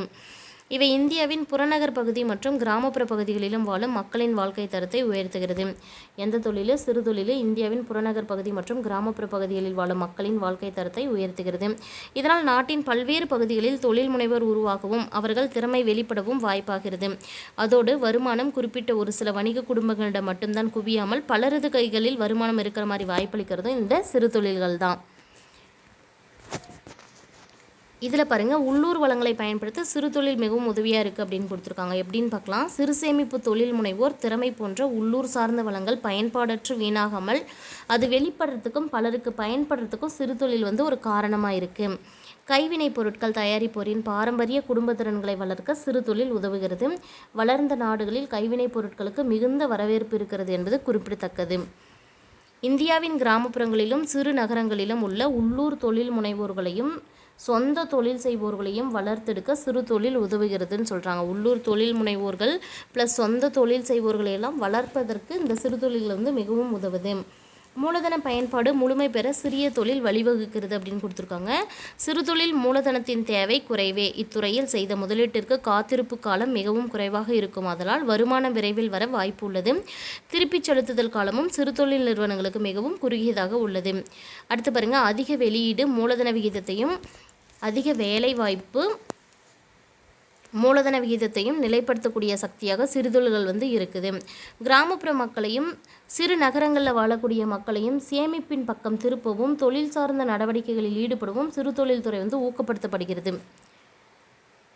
சிறு தொழில்துறை ஏற்றுமதியை உருவாக்குது அப்படின்னு கொடுத்துருக்காங்க இல்லையா. சிறு தொழில்துறைக்கு மிகவும் புதிய இயந்திரங்கள் தேவையில்லை. எனவே வெளிநாட்டிலிருந்து இயந்திரங்களை இறக்குமதி செய்ய அவசியமில்லை. அதே வேளையில் சிறு தொழில்துறையின் பொருட்களுக்கு அதிக தேவை இருக்கிறதுனால நாட்டின் வெளிநாட்டு செலாவணி மீதான அழுத்தம் குறைக்க உதவுது. ஆனாலும் பெருந்தொழில்களின் அளவிற்கு விளம்பரம் செய்ய இயலாமல், மூலதனம் திரட்ட இயலாமல் சிறு தொழில்கள் சிதைந்து வருவதையும் காண முடிகிறது. இந்தியாவிலிருந்து ஏற்றுமதி செய்வதன் மூலமாக சிறு தொழில்கள் கணிசமாக வெளிநாட்டு செலாவணியை ஈட்டுகின்றன. அடுத்த பாயிண்ட் என்ன கொடுத்துருக்காங்கன்னா, பெரிய அளவிலான தொழில்களுக்கு சிறு தொழில் நிறுவனங்களின் பங்கு என்ன அப்படின்னு கொடுத்துருக்காங்க. சிறு தொழில் நிறுவனங்கள் பெரிய தொழில்களின் வளர்ச்சிக்கு ஆதரவு தருகின்றன. பெரிய அளவிலான தொழிற்சாலைக்கு அருகில் அமைந்த சிறு தொழில் நிறுவனங்கள் உதிரி பாகங்கள், உட்கூறுகள், பெரிய தொழில்துறைக்கு தேவையான அனைத்து பாகங்களையும் தயாரித்து வழங்க உதவுகின்றன. பெரிய நிறுவனங்களுக்கு துணை நிறுவனங்களாகவும் செயல்படுகின்றன. சிறு தொழில் நிறுவனங்கள் நுகர்வோர் தேவைகளை நிறைவேற்றுகின்றன. இந்த சிறு தொழில் நிறுவனங்கள் தான் நுகர்வோருடைய தேவை முழுமையாக நிறைவேற்றுதுன்னு சொல்கிறாங்க. இந்தியாவில் நுகர்வோரின் தேவையான பல்வேறு பொருட்களை சிறு தொழில் நிறுவனங்கள் தயாரிக்கின்றன. அன்றாட தேவைகளுக்கான பொருட்களை தயாரிப்பதில் பற்றாக்குறையும் பணவீக்கமும் குறைக்கப்படுகின்றன. அன்றாட தேவைகளுக்கான பொருட்கள் தயாரிக்கிறதுல பற்றாக்குறை மற்றும் பணவீக்கம் எல்லாம் என்ன பண்ணுது அப்படின்னா குறைக்கப்படுகின்றன. சிறு தொழில் நிறுவனங்கள் தொழில் முனைவோர்களை உருவாக்குகின்றன அப்படின்னு கொடுத்துருக்காங்க. சமூகத்தில் தொழில் முனைவோர் வர்க்கம் உருவாக சிறு தொழில் நிறுவனங்கள் உதவுகின்றன. வேலை வந்து யாரெல்லாம் தேடுறாங்களோ அவங்களுக்கு வேலைவாய்ப்பு வழங்குவதற்கும் இந்த சிறு தொழில் நிறுவனங்கள் வந்து பயன்படுது. மக்கள் சுய வேலைவாய்ப்பும் தற்சார்பு நிலையும் அடைய உதவுகின்றன. பல்வேறு வகைகளில் இந்தியாவின் தனிநபர் வருமானம் அதிகரிப்பதற்கு இது ஒரு முக்கிய காரணமாக இருந்திருக்கு. சரியா? இந்த பக்கம் பாருங்கள், சமூகத்தின் பின்தங்கிய பகுதிகளையும் ஏழைகளையும் முன்னேற்றவும் உதவுகின்றன. சமூகத்தின் பல்வேறு வகையான பங்கேற்பாளர்களுக்கு நாட்டு வருமானத்தை மிக திறம்படவும் சமமாகவும் பங்கிடுவதில் சிறு தொழில் பார்த்திங்கன்னா மிகவும் திறமையானதாக செயல்படுகிறது. அடுத்து எம்எஸ்எம்இஸ் பற்றி பார்க்குறோம். குறு சிறு நடுத்தர நிறுவனங்கள்னு சொல்லுவோம். இதை தற்போதைய காலத்தில் பல்வேறு வகையான தொழில் பிரிவுகளை வகைப்படுத்த பின்வரும் பண முதலீட்டு எல்லைகள் பயன்படுத்தப்படுகின்றன. இருந்தாலும் இவை காலத்திற்கு ஏற்றாற் போல மாறக்கூடியவை அப்படின்னு கொடுத்துருக்காங்க. உற்பத்தி நிறுவனங்களை எப்படி பிரிக்கிறாங்கன்னு பாருங்கள். குறு உற்பத்தி நிறுவனங்கள், அதாவது தொழிற்சாலை மற்றும் கருவிகளுக்கான முதலீடு ரூபாய் 25 லட்சத்துக்கு மிகாமல் இருந்துச்சுன்னா அதை என்ன சொல்கிறோம் அப்படின்னா குறு உற்பத்தி நிறுவனங்கள், அதாவது less than 25 lakhs, 25 லட்சத்திற்கும் மிகாமல் இருக்கணும். அடுத்து சிறு உற்பத்தி நிறுவனங்களை பொறுத்த வரைக்கும் தொழிற்சாலை மற்றும் கருவிகளுக்கான முதலீடு ரூபாய் வந்து 25 லட்சத்திற்கும் அதிகமாகவும் 5 கோடிக்கு மிகாமல் இருக்கணும். 25 லட்சத்திலிருந்து 5 கோடி. அடுத்து நடுத்தர உற்பத்தி நிறுவனங்கள்னு எதை சொல்லுவோம் அப்படின்னா தொழிற்சாலை மற்றும் கருவிகளுக்கான முதலீட்டு ரூபாய் 5 கோடிக்கு அதிகமாக 10 கோடிக்கு குறைவாக இருக்கணும். அடுத்து பாருங்கள், சேவை நிறுவனங்கள். சேவை நிறுவனங்களை பொறுத்த வரைக்கும் குறு சேவை நிறுவனங்களுக்கு கருவிகளுக்கான முதலீடு எவ்வளோ இருக்கணும்னா 10 லட்சத்திற்கு மிகாமல் இருக்கணும். 10 லட்சத்திற்கு மிகாமல்னா less than 10 lakhs. சிறு சேவை நிறுவனங்களை பொறுத்த வரைக்கும் சேவை நிறுவனத்தில் கருவிகளுக்கான முதலீடு 10 லட்சத்தை விட அதிகமாகவும் 2 கோடிக்கு மிகாமலும் இருக்கணும். 10 லட்சத்தை விட அதிகமாக இருக்கணும், 2 கோடியை விட அதிகமாகாமல் குறைவாக இருக்கணும். சரியா? அடுத்தது நடுத்தர சேவை நிறுவனங்கள் அப்படின்னு சொல்லிட்டு ஒன்று இருக்கும். கருவிகளுக்கான முதலீடு இதில் எவ்வளோ இருக்கும் அப்படின்னா 2 கோடியை விட அதிகமாகவும் 5 கோடிக்கு மிகாமலும். 2லிருந்து 5 கோடி அப்படின்னு ஞாபகம் வச்சுக்கோங்க. 2 கோடியை விட அதிகமாக இருக்கணும், 5 கோடிக்கு மிகாமல் இருக்கணும். அடுத்து பொதுத்துறை வங்கிகளும் தனியார் துறை வங்கிகளும்னு சொல்லிட்டு வங்கிகளை பற்றி கொடுத்துருக்காங்க. சரியா? அரசாங்கத்தின் பங்குகளை பெரும்பான்மையாக கொண்ட வங்கிகளுக்கு பேர் தான் பொதுத்துறை வங்கிகள். முக்கியமான பாயிண்ட்டு, அரசாங்கத்தின் பங்குகளை பெரும்பான்மையாக கொண்ட வங்கிகள் பொதுத்துறை வங்கிகள். ஃபார் எக்ஸாம்பிளுக்கு தான் பொதுத்துறை வங்கி என்னென்னா பாரத ஸ்டேட் வங்கி, அதாவது SBI ஒரு பொதுத்துறை வங்கி தான். இந்த வங்கியில் அரசு வந்து கிட்டத்தட்ட 58.60% பங்குகள் வந்து இருக்குது. 58.87% அரசாங்க பங்குகள் இருக்கக்கூடியது பார்த்திங்கன்னா பஞ்சாப் நேஷனல் வங்கி. பஞ்சாப் நேஷனல் வங்கியும் ஒரு பொதுத்துறை வங்கி தான். வழக்கமாக பொதுத்துறை வங்கிகளில் அரசின் பங்கு எவ்வளோ இருக்கணும்னா 50 விழுக்காட்டுக்கு அதிகமாக இருக்கணும். இதில் மாற்றம் கூட சில நேரங்களில் வரலாம். பொதுத்துறை வங்கிகள் 2ஆக பிரிக்கிறாங்க. ஒன்று நாட்டுடைமை ஆக்கப்பட்ட வங்கிகள், இன்னொன்று மாநில வங்கிகளும் அவற்றின் கூட்டு நிறுவனங்களும் சொல்லிட்டு. நாட்டுடைமை ஆக்கப்பட்ட வங்கிகளில் நிறுவன செயல்பாடுகளை அரசாங்கம் தான் கட்டுப்படுத்த ஒழுங்குபடுத்தும். எடுத்துக்காட்டாக பார்த்திங்கன்னா பாரத ஸ்டேட் வங்கி, பஞ்சாப் நேஷனல் வங்கி, பேங்க் ஆஃப் பரோடா, ஓரியண்டல் வணிக வங்கி, அலகாபாத் வங்கி, இதெல்லாமே. பல வங்கிகள் இருந்த போதிலும் கூட பொதுத்துறை வங்கிகள் பங்குகளை விற்கும்போது தனது பங்குகளின் எண்ணிக்கையை அரசு தொடர்ந்து குறைத்து வருகிறது. இதன் காரணமாக இவ்வங்கிகளில் அரசாங்கம் சிறுபான்மையிலான பங்குதாரராக மாறவும் வாய்ப்புள்ளது. இதற்கான காரணம் என்ன அப்படின்னு பார்த்தீங்கன்னா தனியார் மயமாக்கல். இப்போது வந்து தங்கிட்ட இருக்கக்கூடிய பங்கு எல்லாமே அரசாங்கம் என்ன பண்ணுது அப்படின்னா தனியாருக்கு வங்கிகளில் வித்துட்டு வராங்க இல்லையா, அதை தான் சொல்கிறாங்க. இதன் மூலமாக வந்து முழுமையாக வந்து தனியாருக்கு சொந்தமாகறதுக்கும் வாய்ப்பு இருக்குது. தனியார் துறை வங்கிகள் அப்படின்னு பார்க்கும்போது ஒரு 10 வந்து இந்த இடத்துல கொடுத்துருக்காங்க. அதை பற்றி என்ன கொடுத்துருக்காங்க அப்படின்னு பார்த்திங்கன்னா இந்த வங்கிகளில் பெரும்பான்மையான பங்குகள் அரசு சாராத தனியார் நிறுவனங்கள், பெருநிறுவனங்கள், கார்ப்பரேஷன் மற்றும் தனி மனிதர் வசமாக தான் இருக்கும். இந்த வங்கிகள் தனியார் நிர்வாகிகள் தான் நிர்வாகம் செய்வாங்க. இந்த தனியார் வங்கிகளை பொறுத்த வரைக்கும் நிர்வாகம் யார்கிட்ட இருக்கும்? தனியார் நிர்வாகிகள் கிட்ட. இந்தியாவில் உள்ள மொத்த வங்கிகளில் கிட்டத்தட்ட 72.9% வங்கிகள் பொதுத்துறை வங்கிகளாகவும் மீதி இருக்கக்கூடியது தான் தனியாராலையும் நிர்வாகம் செய்யப்படுது. எண்ணிக்கை அடிப்படையில் பார்க்கும்போது 27 பொதுத்துறை வங்கிகளும் 22 தனியார் வங்கிகளும் இருக்குது. தலைமை வங்கியாக இருக்கக்கூடியது இந்திய ரிசர்வ் வங்கி தான். தன்னுடைய வெவ்வேறு வங்கி ஆட்சியின் மூலமாக வங்கிகளுக்கு என்ன பண்ணுறாங்க அப்படின்னா பணம் வழங்குறது, சிறிய அளவிலான நிதி வங்கிகளுக்கு உரிமம் வழங்குறது, இந்த பணிகளெல்லாம் SBI வந்து அனுமதி தராங்க. இது அரசாங்கத்தின் நிதி ஆதாரத்தை பெருக்கும் முயற்சியாக ஒரு ஊக்கியாக இருக்குது. இதன் விளைவாக என்ன ஆகுது பார்த்திங்கன்னா ஏர்டெல் பணம் செலுத்தும் வங்கி, அடுத்தது பேடிஎம் பணம் செலுத்தும் வங்கி, இது எல்லாமே உருவாகி இருக்குது அப்படின்னு சொல்கிறாங்க. இந்த போக்கு எந்த அளவுக்கு நாட்டு மக்களுக்கு நல்லவை பயக்கும் அப்படிங்கிறது வந்து நம்ம பொறுத்திருந்து தான் பார்க்கணும் அப்படின்னு சொல்லியிருக்காங்க. இந்த வங்கிகள் தேசியமயமாக்கப்படல் அப்படின்னு சொல்லிட்டு ஒரு கான்செப்ட் கொடுத்துருக்காங்க பாருங்கள். நாட்டு விடுதலைக்கு பின்னர் இந்தியா ஒரு திட்டமிட்ட பொருளாதார மேம்பாட்டு கொள்கையை கையாண்டது அப்படின்னு கொடுத்துருக்காங்க. இதற்காக என்ன பண்ணாங்க அப்படின்னா 1951ஆம் ஆண்டிலிருந்து 5 ஆண்டு திட்டங்கள் வந்து கொண்டு வந்தாங்க. 5 ஆண்டு திட்டங்கள் உருவாக்கப்பட்டு பொருளாதார திட்டமிடலின் முதன்மை நோக்கம் என்ன அப்படின்னா சமூக நலம் தான், சமூக நலத்திற்கு தான் பொருளாதார திட்டமிடுதல் வந்து நோக்கமாக இருந்தது. விடுதலைக்கு முன்னாடி வணிக வங்கிகள் தனியார் வசத்தில் இருந்தன. இந்த வங்கிகளை வந்து அரசாங்கம் திட்டமிடலுக்கான சமூக இலக்குகளை அடைவதற்கு உதவி செய்ய தவறின. இதனால் என்ன பண்ணுறாங்க அப்படின்னா, ஒரு 14 பெரிய வணிக வங்கிகளை கொண்டு வந்து ஜூலை 19, 1969 சரியா, 1969 அப்படி ஞாபகம் வச்சுக்கோங்க. ஜூலை 19, 1969 ஆண்டு நாட்டுடைமையாக்க முடிவு செய்கிறாங்க. 1980 ஆண்டில் அரசு மேலும் 6 வணிக வங்கிகளையும் நாட்டுடைமையாக்குறாங்க. 1969 பார்த்திங்கன்னா கிட்டத்தட்ட 14 வங்கிகள் ப்ளஸ் அது கூட சேர்த்து இன்னும் ஒரு 6 வங்கிகள் எப்போ கொண்டு வராங்கன்னா 1980 ஆண்டில் நாட்டுடைமையாக்குறாங்க. இந்த நாட்டுடைமையாக்கிறதுக்கான என்ன நோக்கம் அப்படின்னு பார்த்தீங்கன்னா, நாட்டுடைமையாக்கலின் முதன்மையான நோக்கம் சமூக நலத்தை அடைவது. வேளாண்மை, சிறு தொழில், குடிசை தொழில் இந்த நிறுவனங்களுடைய பங்களிப்பு வந்து விரிவுபடுத்துவதற்கும் பொருளாதார முன்னேற்றத்திற்கும் நிதி தேவைப்பட்டது. நாட்டுடைமையாக்கப்பட்ட இந்த வங்கிகள் எதெல்லாம் வந்து நாட்டுடைமையாக மாற்றினாங்களோ அதெல்லாம் தனியார் முற்றுரிமையை கட்டுப்படுத்துவதற்கும் சமூகத்தில் தேவையான பகுதிகளுக்கு இலகுவாக கடன் கொடுக்கறதுக்கும் வந்து ரொம்ப உதவியாக இருந்தது. இந்தியாவில் ஏறத்தாழ எத்தனை சதவீத மக்கள் வந்து கிராமப்புறங்களில் வாழ்கிறாங்க? 70% மக்கள். அவங்க கிராமப்புற மக்கள் கிட்ட வங்கி செயல்பாடுகளை ஊக்கப்படுத்துறதுக்கும் இது வந்து மிகுந்த அவசியமாக இருந்தது. வங்கி வசதிகள் இல்லாத இடத்துல என்ன பண்ணுறாங்க அப்படின்னா, வட்டாரங்களிடையே இருந்த ஏற்றத்தாழ்வுகளை குறைப்பதற்கு நாட்டுடைமையாக்கப்பட்ட வங்கிகள் வந்து மிகவும் உதவிகரமாக இருந்தன. நாட்டின் விடுதலைக்கு முன்னாடி இருந்த வங்கிகளின் எண்ணிக்கை போதுமானதாக இல்லை. அப்படிங்கிறதுனால நாட்டுடைமையாக்கப்பட்ட பிறகு கிராமப்புறங்களிலும் நகர்ப்புறங்களிலும் பல புதிய வங்கி கிளைகள் வந்து தொடங்கப்பட்டன. நாட்டுடைமையாக்கப்பட்ட பின்பு வேளாண் துறைக்கும் அதை சார்ந்த பிற துறைகளுக்கும் தேவையான கடன்கள் எல்லாமே வங்கிகள் மூலமாக கொடுக்க ஆரம்பிக்கப்பட்டன. 1991 ஆண்டில் புதிய தொழில் கொள்கைக்கு பிறகு இந்திய வங்கித்துறை பன்முக போட்டி திறமை, உற்பத்தி திறன் முதலான பல்வேறு முகங்களை எதிர்நோக்கி வருகிறது. இந்த மேற்கூறிய முன்னேற்றங்கள் இருந்தாலுமே கிராமத்திலும் குடிசை பகுதிகளிலும் வாழும் மக்கள் தங்களின் கடன் தேவைக்கு உள்ளூரில் கடன் வழங்குபவர்களையும் சார்ந்தே இருக்காங்க. இந்த நாட்டுடைமையாக்கப்பட்ட வங்கி அப்படிங்கிறது பாருங்கள் 1969 என்ன பண்ணாங்கன்னா 50 கோடிக்கு மேலே வைப்பு தொகை இருந்தால் அந்த 14 வங்கியை வந்து நாட்டுடைமையாக்குனாங்க. 1980 200 கோடிக்கு மேலே வைப்பு தொகை இருந்தால் அந்த 6 வங்கிகளை நாட்டுடைமை ஆக்குனாங்க. இந்த 1969 தேதி பார்த்திங்கன்னா ஜூலை 19, 1980 பார்த்திங்கன்னா ஏப்ரல் 15. இந்த 14 வங்கிகள் பாருங்கள்: அலகாபாத் வங்கி, bank of Baroda, bank of Maharashtra, Canara வங்கி, மத்திய வங்கி, தேனா வங்கி, இந்தியன் வங்கி, இந்தியன் ஓவர்சீஸ் வங்கி, பஞ்சாப் நேஷனல் வங்கி, அடுத்தது சிண்டிகேட் வங்கி, யூனியன் வங்கி, யுனைடெட் வங்கி, யூகோ வங்கி மற்றும் பேங்க் ஆஃப் இந்தியா அப்படின்னு சொல்லிட்டு 14 வங்கிகள். அதுவே இந்த 6 வங்கிகள் 1980 ஏப்ரல் 15 பாருங்கள்: ஆந்திரா வங்கி, கார்ப்பரேஷன் வங்கி, new bank of India, oriental bank of commerce, Punjab Sind வங்கி, விஜயா வங்கி இந்த 6 வங்கிகளையும் என்ன பண்ணாங்க அப்படின்னா தேசியமயமாக்கினாங்க. இங்கே என்ன கொடுத்துருக்காங்கன்னு பாருங்கள்: வங்கிகள் இணைப்பு பாருங்கள். பஞ்சாப் நேஷனல் வங்கியுடன் oriental bank of commerce, united வங்கி இதெல்லாமே இணைக்கப்பட்டதுன்னு சொல்கிறாங்க. கனரா வங்கி கூட வந்து சிண்டிகேட் வங்கி இணைக்கப்பட்டிருக்கு. யூனியன் பேங்க் ஆஃப் இந்தியா இது கூட ஆந்திரா வங்கியும் கார்ப்பரேஷன் வங்கியும் இணைக்கப்பட்டிருக்கு இப்போது ரீசெண்டாக. சரியா, இந்தியன் வங்கி கூட அலகாபாத் வங்கி இணைக்கப்பட்டிருக்கு. இதெல்லாம் வந்து ஞாபகம் வச்சுக்கோங்க, எந்த வங்கி கூட எது வந்து இணைச்சிருக்காங்க அப்படிங்கிறதும் முக்கியமானது.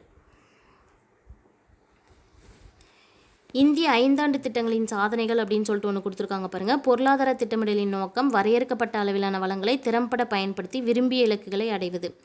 5 ஆண்டு திட்டங்கள் வாயிலாக பொருளாதார திட்டமிடலை மேற்கொள்ளும் முறை எங்கேருந்து வாங்கிக்கிட்டோம் அப்படின்னு பார்த்தீங்கன்னா ரஷ்ய நாட்டுக்கிட்டிருந்து பெற்றது, முன்னாள் சோவியத் ரஷ்யாவிலிருந்து. சரியா, இதுவரை இந்தியாவில் எத்தனை 5 ஆண்டு திட்டங்கள் வந்து செயல்படுத்தப்பட்டிருக்குன்னா 12. இந்த 12ஆம் 5 ஆண்டு திட்ட காலம் பார்த்திங்கன்னா 2012 2017 இறுதியான 5 ஆண்டு திட்டம் என அறிவிக்கப்பட்டிருக்கு. இந்த அரசு பார்த்திங்கன்னா இந்திய அரசு 5 ஆண்டு திட்டங்களை இப்போ நிறுத்திட்டு அதுக்கு பதிலாக என்ன கொண்டு வந்திருக்காங்கன்னா நிதி ஆயோக் அப்படிங்கிறத கொண்டு வந்திருக்காங்க. சரியா, ஸோ இதில் முதல் 5 ஆண்டு திட்டத்திலேருந்து 12வது 5 ஆண்டு திட்டம் வரைக்கும் எக்ஸ்ப்ளனேஷன் கொடுத்துருப்பாங்க ஒவ்வொன்றா. சரியா, இதை வந்து நம்ம தனியாகவே எடுத்து இந்திய 5 ஆண்டு திட்டங்கள் பொருளாதாரத்தில் தனியாக ஒரு வீடியோ போட்டிருக்கோம் நம்ம சேனலில், அதை பார்த்துக்கோங்க. அதுக்கு பின்னாடி இருக்கக்கூடியது பாருங்கள், இந்த ஒரு டாபிக் மட்டும் முழுசாக வந்து நம்ம தனியாகவே ஒரு வீடியோ போட்டிருக்கோம். அதனால் இதை வந்து இங்கே எகைன் நடத்த வேண்டாம். சரியா, அதை ஒரு டைம் நீங்கள் பார்த்துடுங்க. சரியா, அடுத்த பேஜில் பாருங்கள் 8.14 என்ன இருக்குது அப்படின்னு பார்த்தீங்கன்னா மேம்பாட்டு குறியீடு அப்படின்னு இருக்கு இல்லையா.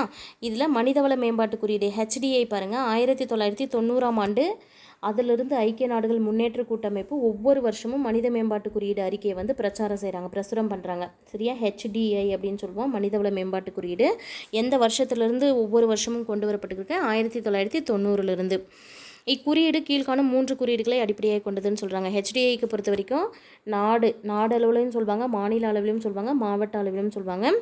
அந்த அளவில் தற்போது தயாரிக்கப்படுகிறது. மக்களின் உண்மையான வாழ்க்கை தரத்தை அரசு கண்டுபிடிக்கிறதுக்கு இந்த HDI வந்து ரொம்ப பயன்பாடாக இருக்குது அப்படின்னு சொல்கிறாங்க. மனிதவள மேம்பாட்டு குறியீடு பற்றி கொடுத்துருக்காங்க பாருங்கள். HDI என்பதை பாகிஸ்தான் நாட்டை சேர்ந்த பொறியியல் அறிஞரான மஹபூப் உல் ஹக் அப்படிங்கிறவங்க தான் உருவாக்குனாங்க.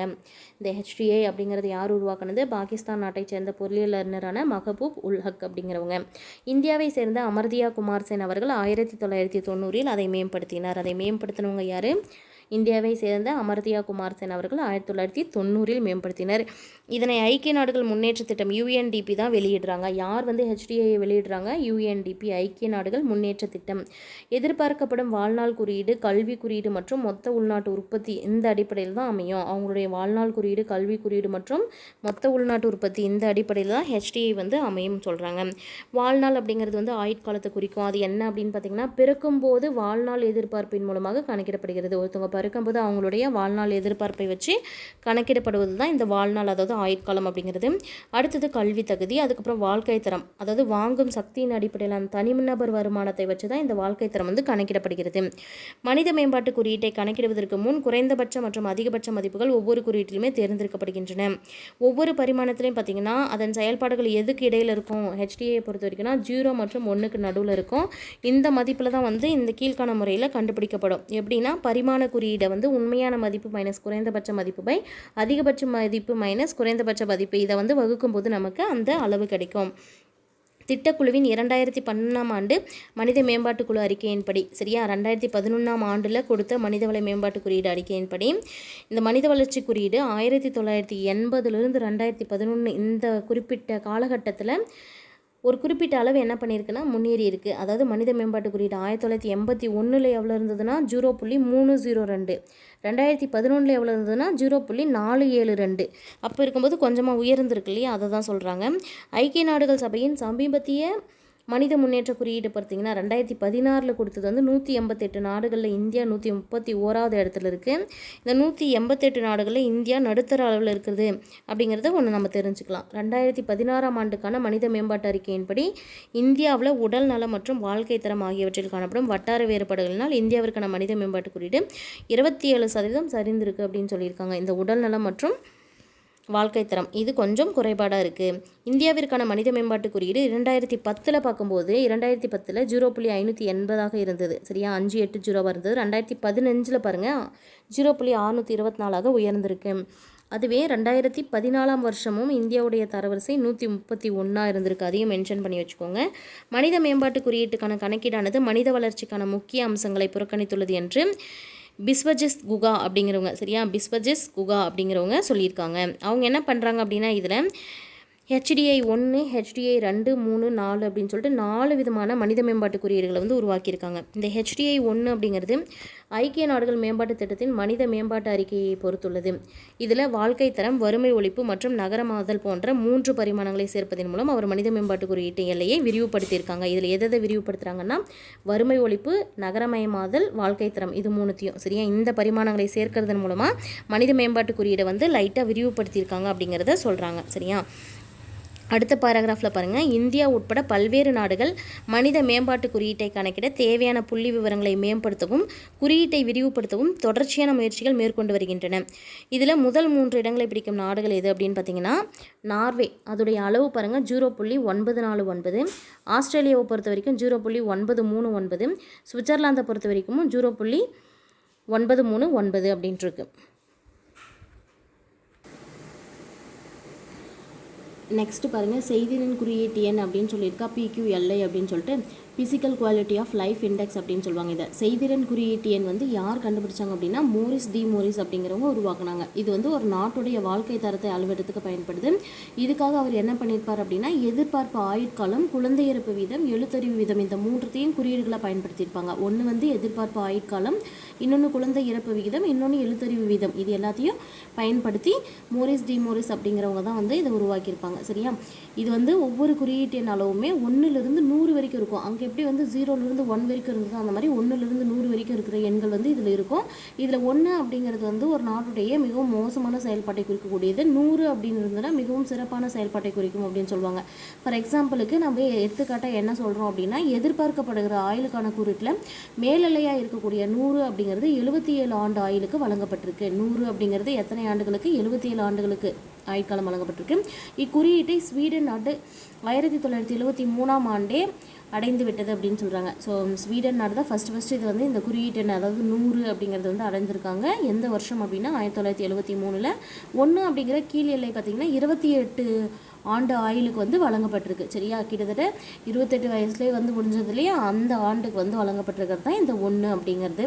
இதனை கயானா பிசாவோ அப்படிங்கிற ஒரு நாடு, சரியா? கயானா பிசாவோ அப்படிங்கிற நாடு 1960ஆம் ஆண்டு வாங்கியிருக்கு. எது அப்படிங்கிறது அந்த 1 அப்படிங்கிற நம்பரு. கயானா பிசாவோ அப்படிங்கிற நாடு 1960ஆம் ஆண்டு வாங்கியிருக்கு. PQLAக்கும் இந்த HDAக்கும் ஒரு வேறுபாடு என்ன இருக்குது அப்படின்னு பார்த்தோம்னா இந்த HDA பொறுத்த வரைக்கும் வருமானம் வந்து சேர்க்கப்படும், இந்த PQLAயில் வந்து வருமானம் வந்து நீக்கப்படும். சரியா? உடல் பணம் சார்ந்த மேம்பாட்டை HDA வந்து குறிப்பிடுகிறது. உடல் சார்ந்த பணம் சார்ந்த மேம்பாடு HDAயில் இருக்கும். இதுவே PQLAயில் வந்து வெறும் உடல் சார்ந்த மேம்பாடு மட்டுமே இருக்கும், பணம் சார்ந்த மேம்பாடு இருக்காது. அதாவது வருமானத்தை வந்து அதில் குறைச்சிடுவாங்க. கடைசியாக பாருங்கள், தொகுப்புரை இந்த லெசனை ஃபுல்லாக சேர்த்து தொகுத்து கொடுக்கும்போது என்ன கொடுத்துருக்காங்கன்னா ஆங்கிலேயர்கள் இந்தியாவிற்கு நல்ல ஆட்சியை வழங்குவதை விட இந்தியர்களிடமிருந்து பணத்தை வந்து பறிப்பதையே தங்கள் நோக்கமாக கொண்டிருந்தனர் என்பதை கருதுறாங்க. சரியா? ஆங்கிலேயர் ஆட்சியின் போது சில சாதகமான செயல்பாடுகளும் நிகழ்ந்தன. அதில் என்னென்ன அப்படின்னு பார்த்தோம்னா சதி அப்படின்னு சொல்லப்படுற உடன்கட்டை ஏறும் வழக்கம் முதலான பல மூட பழக்கங்கள் வந்து ஒழிப்பதில் ஆங்கிலேயர்களும் வந்து துணை புரிஞ்சிருக்காங்க. அதே போல் தொடர்வண்டி சேவை, ஆங்கில மொழி கல்வி, முதலாளித்துவ பொருளாதாரத்துவத்திற்கு தேவையான கட்டமைப்பு, அப்புறம் அடிப்படை வசதிகள், இது எல்லாமே வந்து உருவாக்கினவங்க ஆங்கிலேயர்கள் தான்.